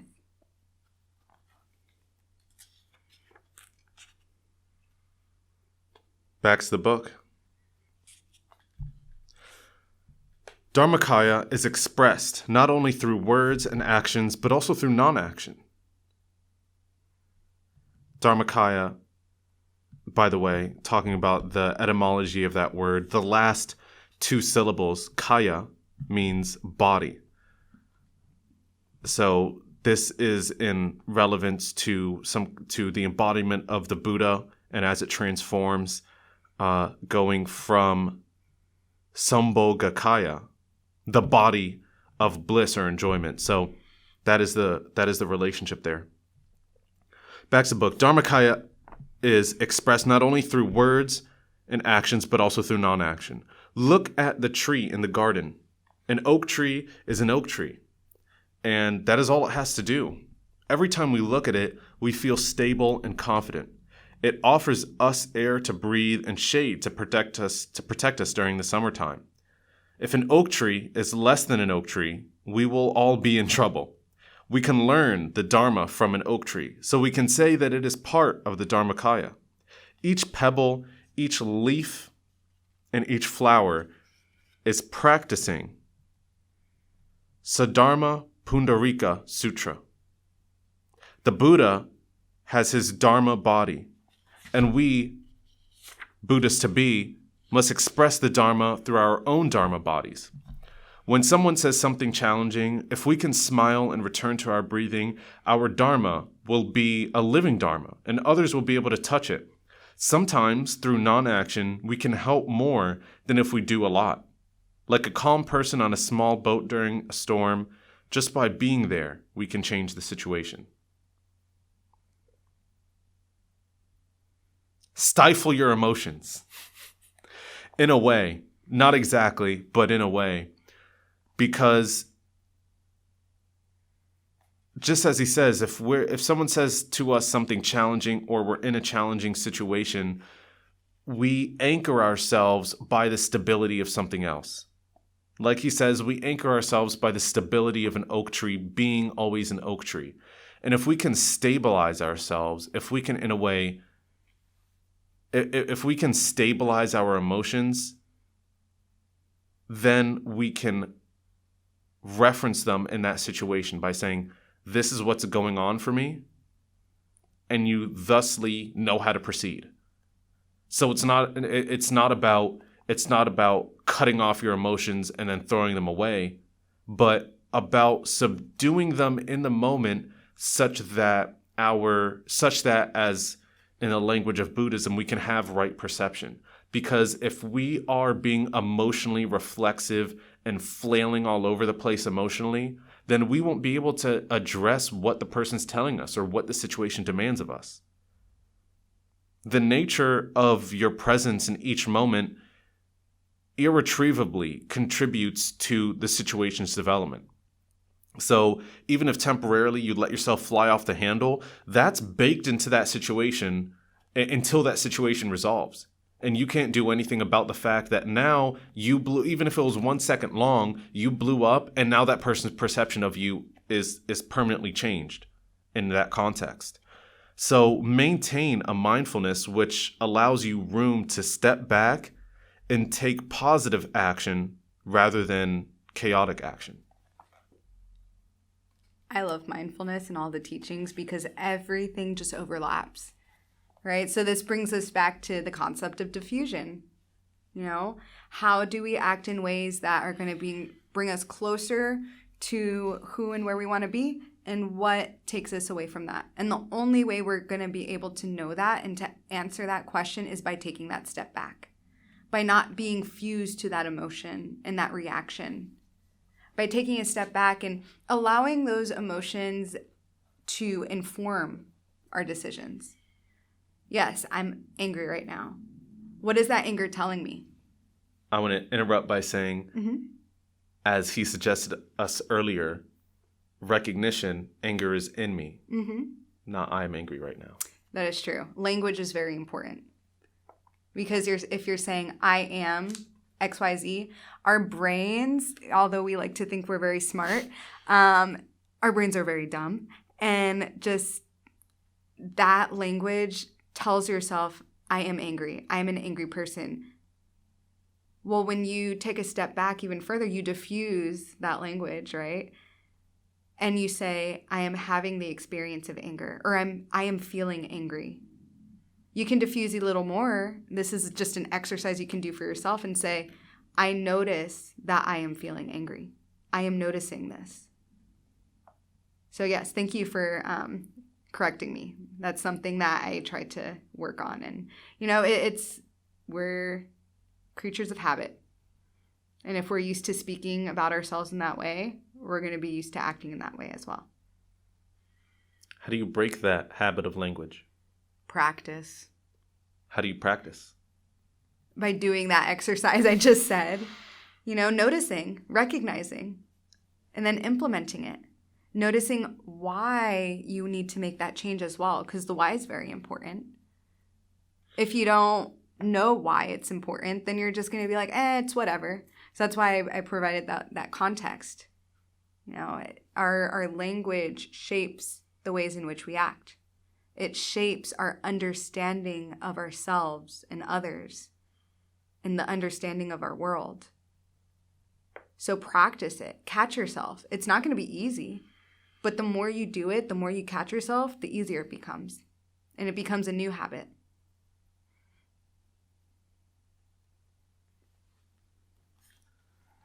Back to the book.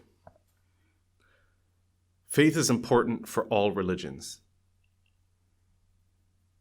I just want to stop there for a moment because that's the introduction to the point that he's about to make. But I think that can be a point in and of itself, which is what I like about a lot of this book is You can almost take any sentence at complete random, by complete lottery, and it's something to reflect on. Even in the simplest, most obvious sounding thing, like religions have faith, I want to comment on that because faith, this is a bit of a complex thought here. Let me try and break this down to a point where I can understand what I'm saying even. There is an element in all beliefs, whether it's religious or otherwise, which require a presupposition of something that is maybe, if not certainly true enough for you to take it on faith.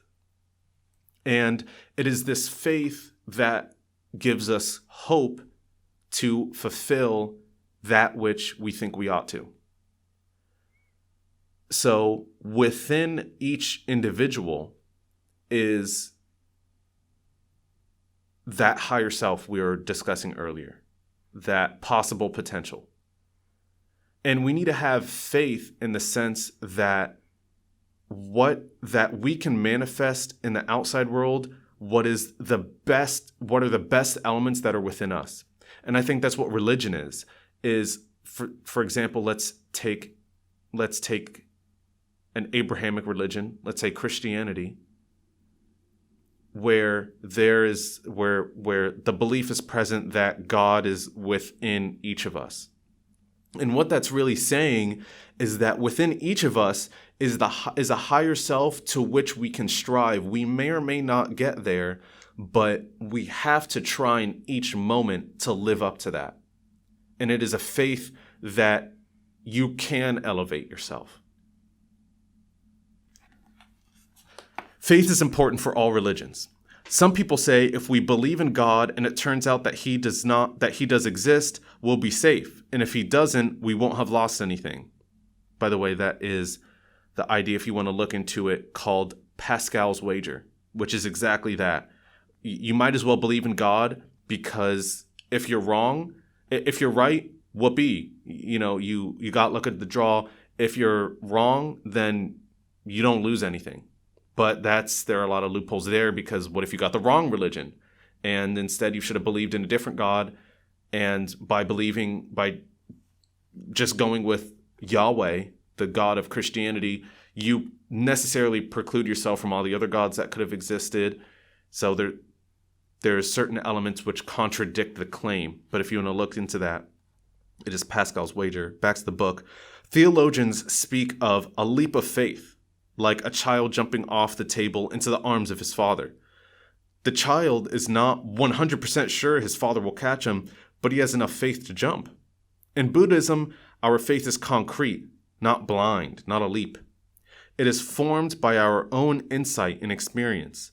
When we take refuge in the Buddha, we express trust in our capacity to walk in the direction of beauty, truth, and deep understanding based on our experience of the efficacy of our practice. So what's going on here is when he says when we take refuge in the Buddha, remember how we talked about earlier, I believe it was on the first page, by saying that suffering is the basic condition for us to enter the Buddhist heart and for the Buddha to enter our heart, which, if you look at that, like I said, is a math equation that we are equivalent to the Buddha. We are in the Buddha. The Buddha is within us. So when he says here, when we take refuge in the Buddha, that means when we take refuge in the self. When we place faith in ourself to achieve that possible potential, that we can fill that orb of energy of our higher self, which resides within us. And that orb is described by beauty, truth, and understanding. Then our experience changes, our practice improves, our insight flourishes, and our compassion propagates.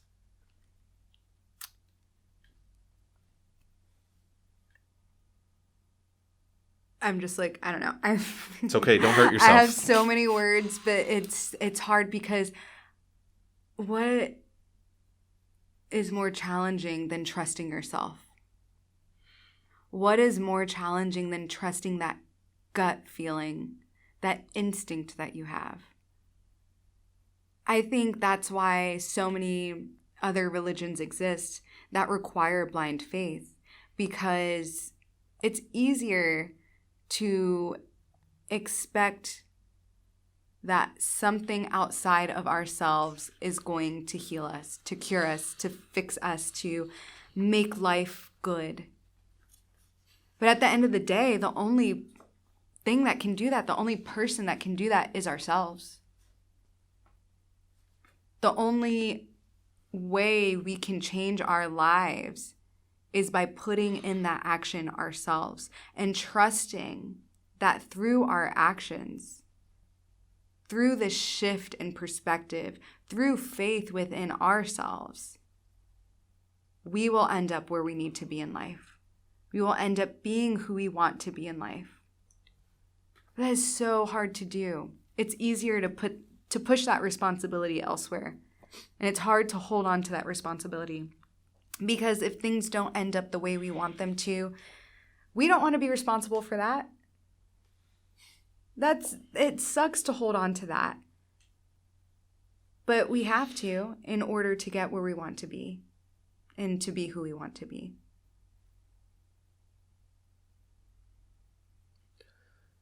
That is one of the markers which describes one of my greatest transformations, is the acceptance of responsibility. And it is the marker in all people which describes a certain and indistinguishable transition of saying, I'm responsible for what happens to me and what I do, which happens to other people. And proclaiming and being proud of the fact that actions lead to consequences, and you can, to some degree, choose consequences by choosing actions, by having the right view, and by pursuing right action. You can't predict exactly what's going to happen, but you can manipulate the game such that it comes out in the favor of the most amount of people, including yourself. And that comes as a result of accepting responsibility. Back to the book. He's talking about jewels here. There are 3 jewels. And this is a whole topic in and of itself, these 3 jewels. But this is kind of the extraction that he gets to here. Looking into any of the 3 jewels, you see the other 2. Buddha, Dharma, and Sangha inter-are. If you look after the Sangha, you are looking after the Buddha. When your Sangha is happy and advancing in the practice, the holiness of the Sangha increases, and the presence of the true Buddha and the true Dharma become clearer. When you walk in mindfulness, you are taking good care of the Dharma. When you make peace with another member of your Sangha, you are looking after the Buddha. Going into the meditation hall, offering incense, and tidying the altar are not the only ways to look after the Buddha. Taking someone's hand or comforting someone who suffers is also to look after the Buddha. When you touch the true Sangha, you touch the Buddha and the Dharma. The Dharma cannot exist without a Buddha and a Sangha. How could the Dharma exist if there were no practitioners? A Buddha is a Buddha when the Dharma is in him or her. Each jewel contains the other 2. When you take refuge in one jewel, you take refuge in all 3. This can be realized in every moment of our life. For reference, the Sangha is your spiritual community. And the Dharma is the teaching. The powerful thing here, which sticks out to me, is, of course, what he's talking about, where you're taking someone's hand or comforting them, because as we know that the equation between us and others is equal. We are Buddha, Buddha is us. And if every person, and if I am Buddha, then that means every person has to be Buddha. So everybody's Buddha, so everyone's equal to everyone. So when you take refuge in the flourishing of others, you take refuge in the flourishing of yourself.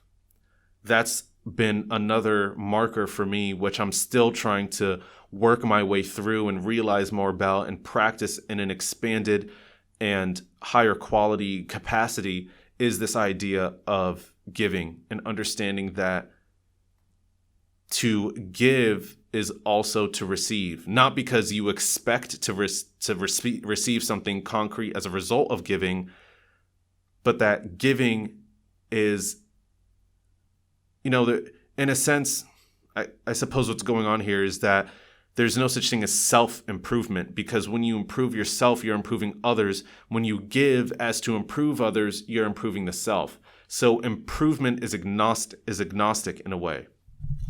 And giving to others materially and in the form of emotional support and validation is to generate benefit for personal advantage. You win by putting others first because everyone else is better than you at something. So in your times of need, others can help you not fail or fall behind. I think that brings us back to that quote about communication and writing the letter and understanding that everyone's suffering. So if everyone suffers and everyone has the capacity of Buddha within them, like, we're all on the same playing field, and if you're giving to others, if you're listening to others, if you're looking deeply at others, in some way you're also doing that for yourself. You're practicing how to be the Buddha, right? Or how to, be that higher self, or to be that best version of yourself, however you want to see it. So even if that is not reciprocated in the ways in which we may expect it, it is reciprocated in some form or another. It is reciprocated in the sense that you get to grow as a person. You get to learn more about yourself. And I think that's beautiful.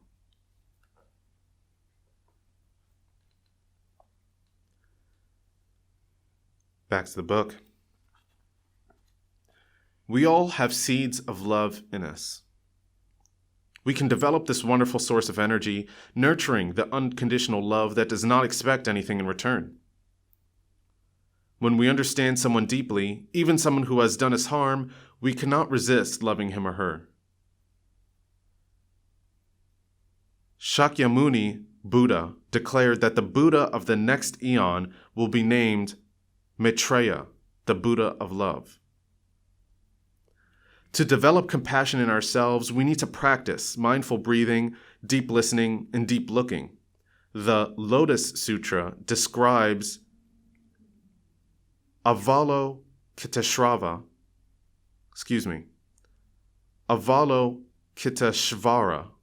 as the bodhisattva who practices looking with the eyes of compassion and listening deeply to the cries of the world. Compassion contains deep concern. Compassion contains deep concern. You know the other person is suffering, so you sit close to her. You look and listen deeply to her to be able to touch her pain. You are in deep communication, deep communion with her, and that alone brings some relief. Again, we come full circle. Seek first to understand, for then love comes. Back to the book. The Buddha said that there are 32 parts of the body to recognize and embrace. Identify the form elements in your body: earth, water, air, and heat. See the connection of these four elements inside and outside your body. See the living presence of your ancestors and future generations, as well as the presence of all other beings in the animal, vegetal, and mineral realms. Become aware of the positions of your body, standing, sitting, walking, lying down, and its movements, bending, stretching, taking a shower, getting dressed, eating, working, etc. When you master this practice, you will be able to be aware of your feelings and your perceptions as they arise, and you will be able to practice looking deeply into them. So here, we all say that the body and mind are one, as contained in many general philosophies and expressions. It only follows then that practicing paying attention to the body is paying attention to the mind. Again, we have this balance of equals that's been a reoccurring motif over the course of this book. More successful subordination of the ego, when you equally attend to the mind as you do the body, will follow as a result.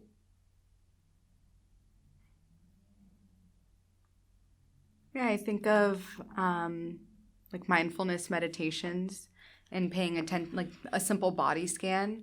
If you are feeling super anxious or you feel yourself just caught up in all of these thoughts going around and around, if you take a step back and breathe a little bit, focus on the body, without even trying, you'll notice that the mind has quieted down. Without even forcing yourself, you'll notice a change in your ability to be more centered, to be more relaxed, more clear-minded, and less troubled by what's going on in the mind. And at the same time, if you're paying attention to what's going on in your mind, if you're paying attention to all of those thoughts that are floating by, rather than interacting with them and getting stuck and fused with them, taking a step back, noticing what's going on, we might also be able to take a step back even further and noticing, while I am thinking all of these thoughts, what's going on in my body. Oh, my heart's palpitating. My body's trembling. My palms are sweaty. I feel tense. And you're able to pair the two together and to look for cues as to how you're feeling and when you actually need to start putting in that practice of diffusion.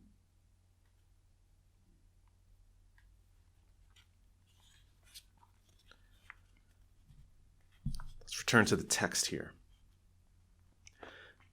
The Buddha suggested a practice called changing the peg. When a peg of wood is not the right size or is rotting or in disrepair, a carpenter will replace it by putting another peg exactly on the same spot and driving the new peg into the old one.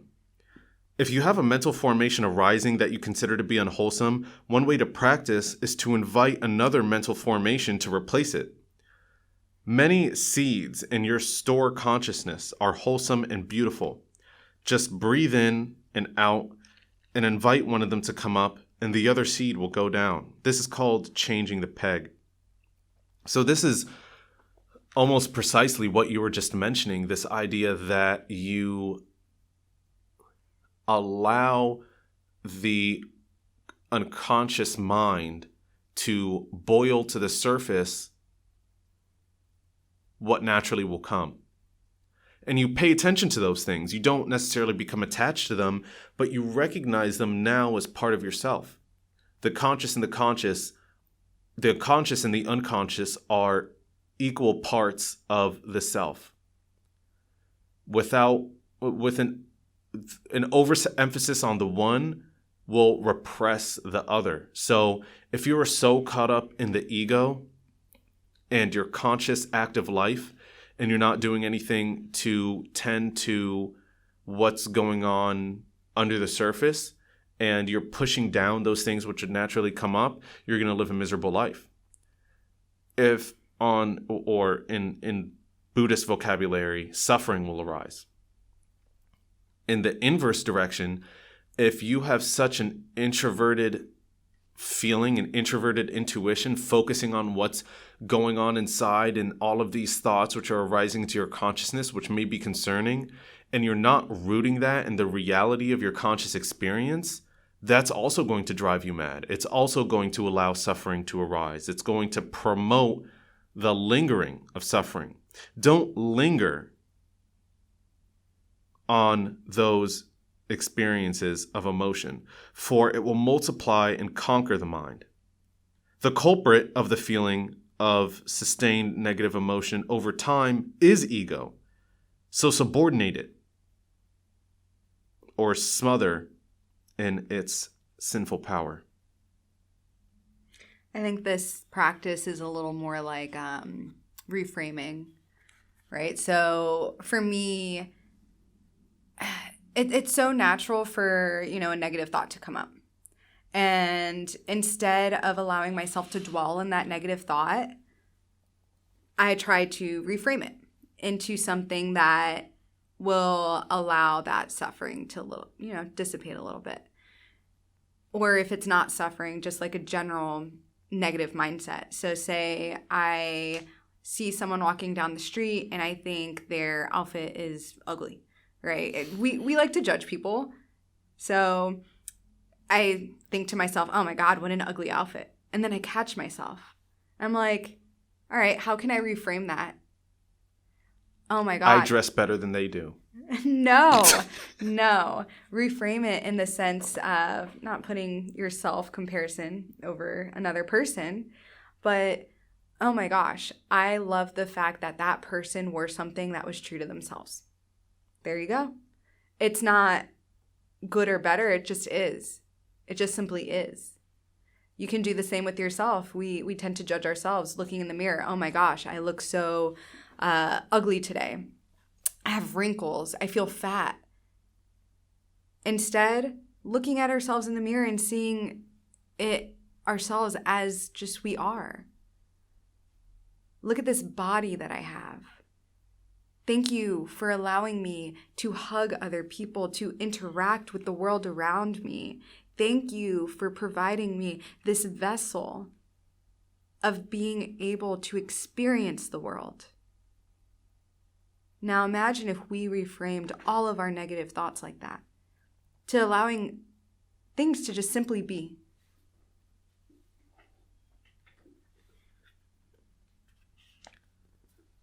Back to the book. When feelings and contact are protected, they lead not to craving and aversion, but to love, compassion, joy, and equanimity. The four immeasurable minds. When we see people suffering or in pain, or when we see them enjoying themselves in a foolish way, a feeling in us gives rise to the energy of loving kindness. And the desire and the capacity to offer real joy, and this leads to the energy of compassion. The desire of the capacity to help living beings put an end to their suffering. This energy gives rise to joy in us, and we're able to share our joy with others. It also gives rise to equanimity, not taking sides or getting carried away by the images and sounds brought to us through contact and feelings. Equanimity does not mean indifference. We see the ones we love and the ones we hate equally and try our best to make both of them happy. We accept the flowers and the garbage with neither attachment nor aversion. We treat both with respect. Equanimity means to let go, not to abandon. Abandoning causes suffering. When we are not attached, we are able to let go. And it's kind of just amusing to me to relate something like this topic back to Jocko Willink. But it's definitely true, because one thing that he talks about in his experience is that he had the same relationship with all of his bosses. That whether he had a selfish boss, an amazing boss, an okay boss, any kind of boss, he had the same relationship with all of them. And I think it comes down to this. It's not hating, it's loving and hating equally. We see them as the same, no matter what traits this person has. and appealing to what it is that this person wants, what it is that will make this person feel good, which will appeal to reducing the suffering in them. And that is the source of having the same relationship with, whether it's in a workplace environment, with your bosses, with any singular one of your family members, any single one of your friends, neighbors. So it's the latent ability to look at every person as deserving of happiness. So treat them right. Being in a default mode of giving will foster many more profound relationships. I think it goes back to, us having the potential. We all have the same seeds. It's just about which seeds are watered. Which seeds are we watering within ourselves? Which seeds are we watering within other people? So even when someone harms you or does you wrong, you don't fight fire with fire. It's just going to create more fire. You water those seeds of goodness within them. You water those seeds of goodness within yourself. You want to maximize the potential for that goodness to come out for all parties. And I think that's what he's really pointing out to here. It reminds me of a twist on an expression we've heard many times before, is the golden rule. It's even an element in a few religions, which is treat others how they would like to treat you, or how you would like them to treat you, which is not entirely the right approach to fostering healthy relationships. You don't treat others as you would like to be treated. You treat others as they want to be treated. Because not every person responds in the same way to the same things. You need to appeal to what it is that is going to make them feel better. Or if not make them feel better, what's appropriate to that situation. Know your audience.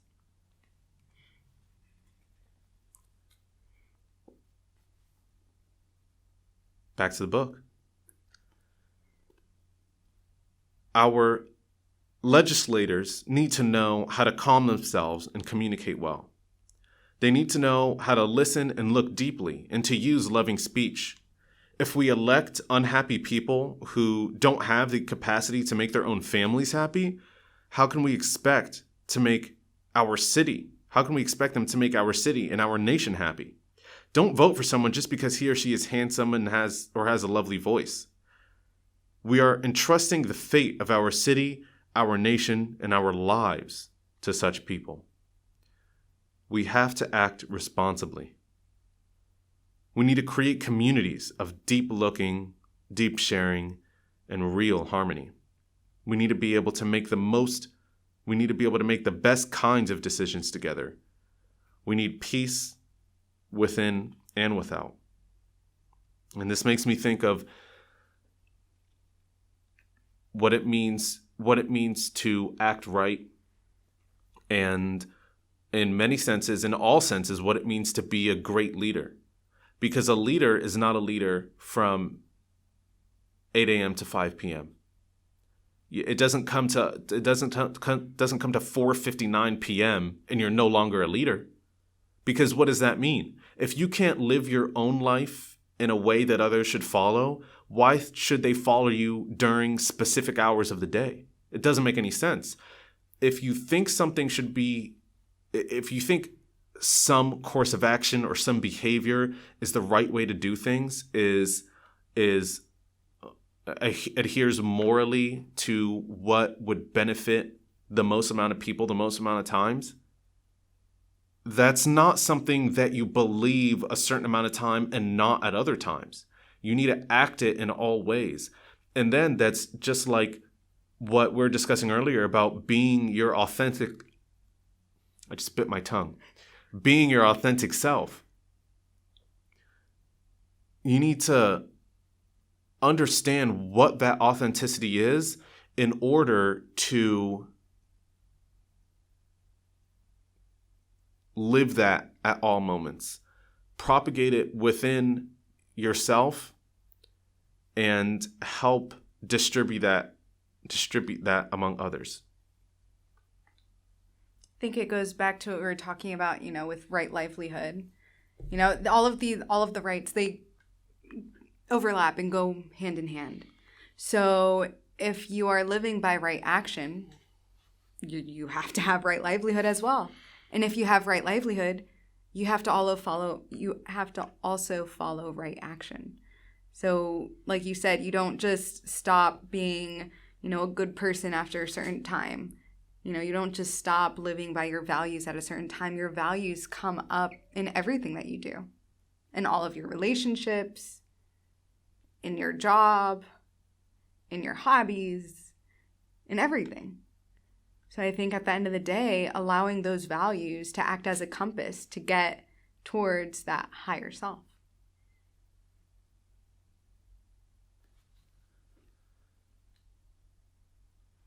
Just as I said earlier, you can point to any singular sentence anywhere in the book and find something valuable in it. Which is to say that there's a lot which can be extracted from this text here.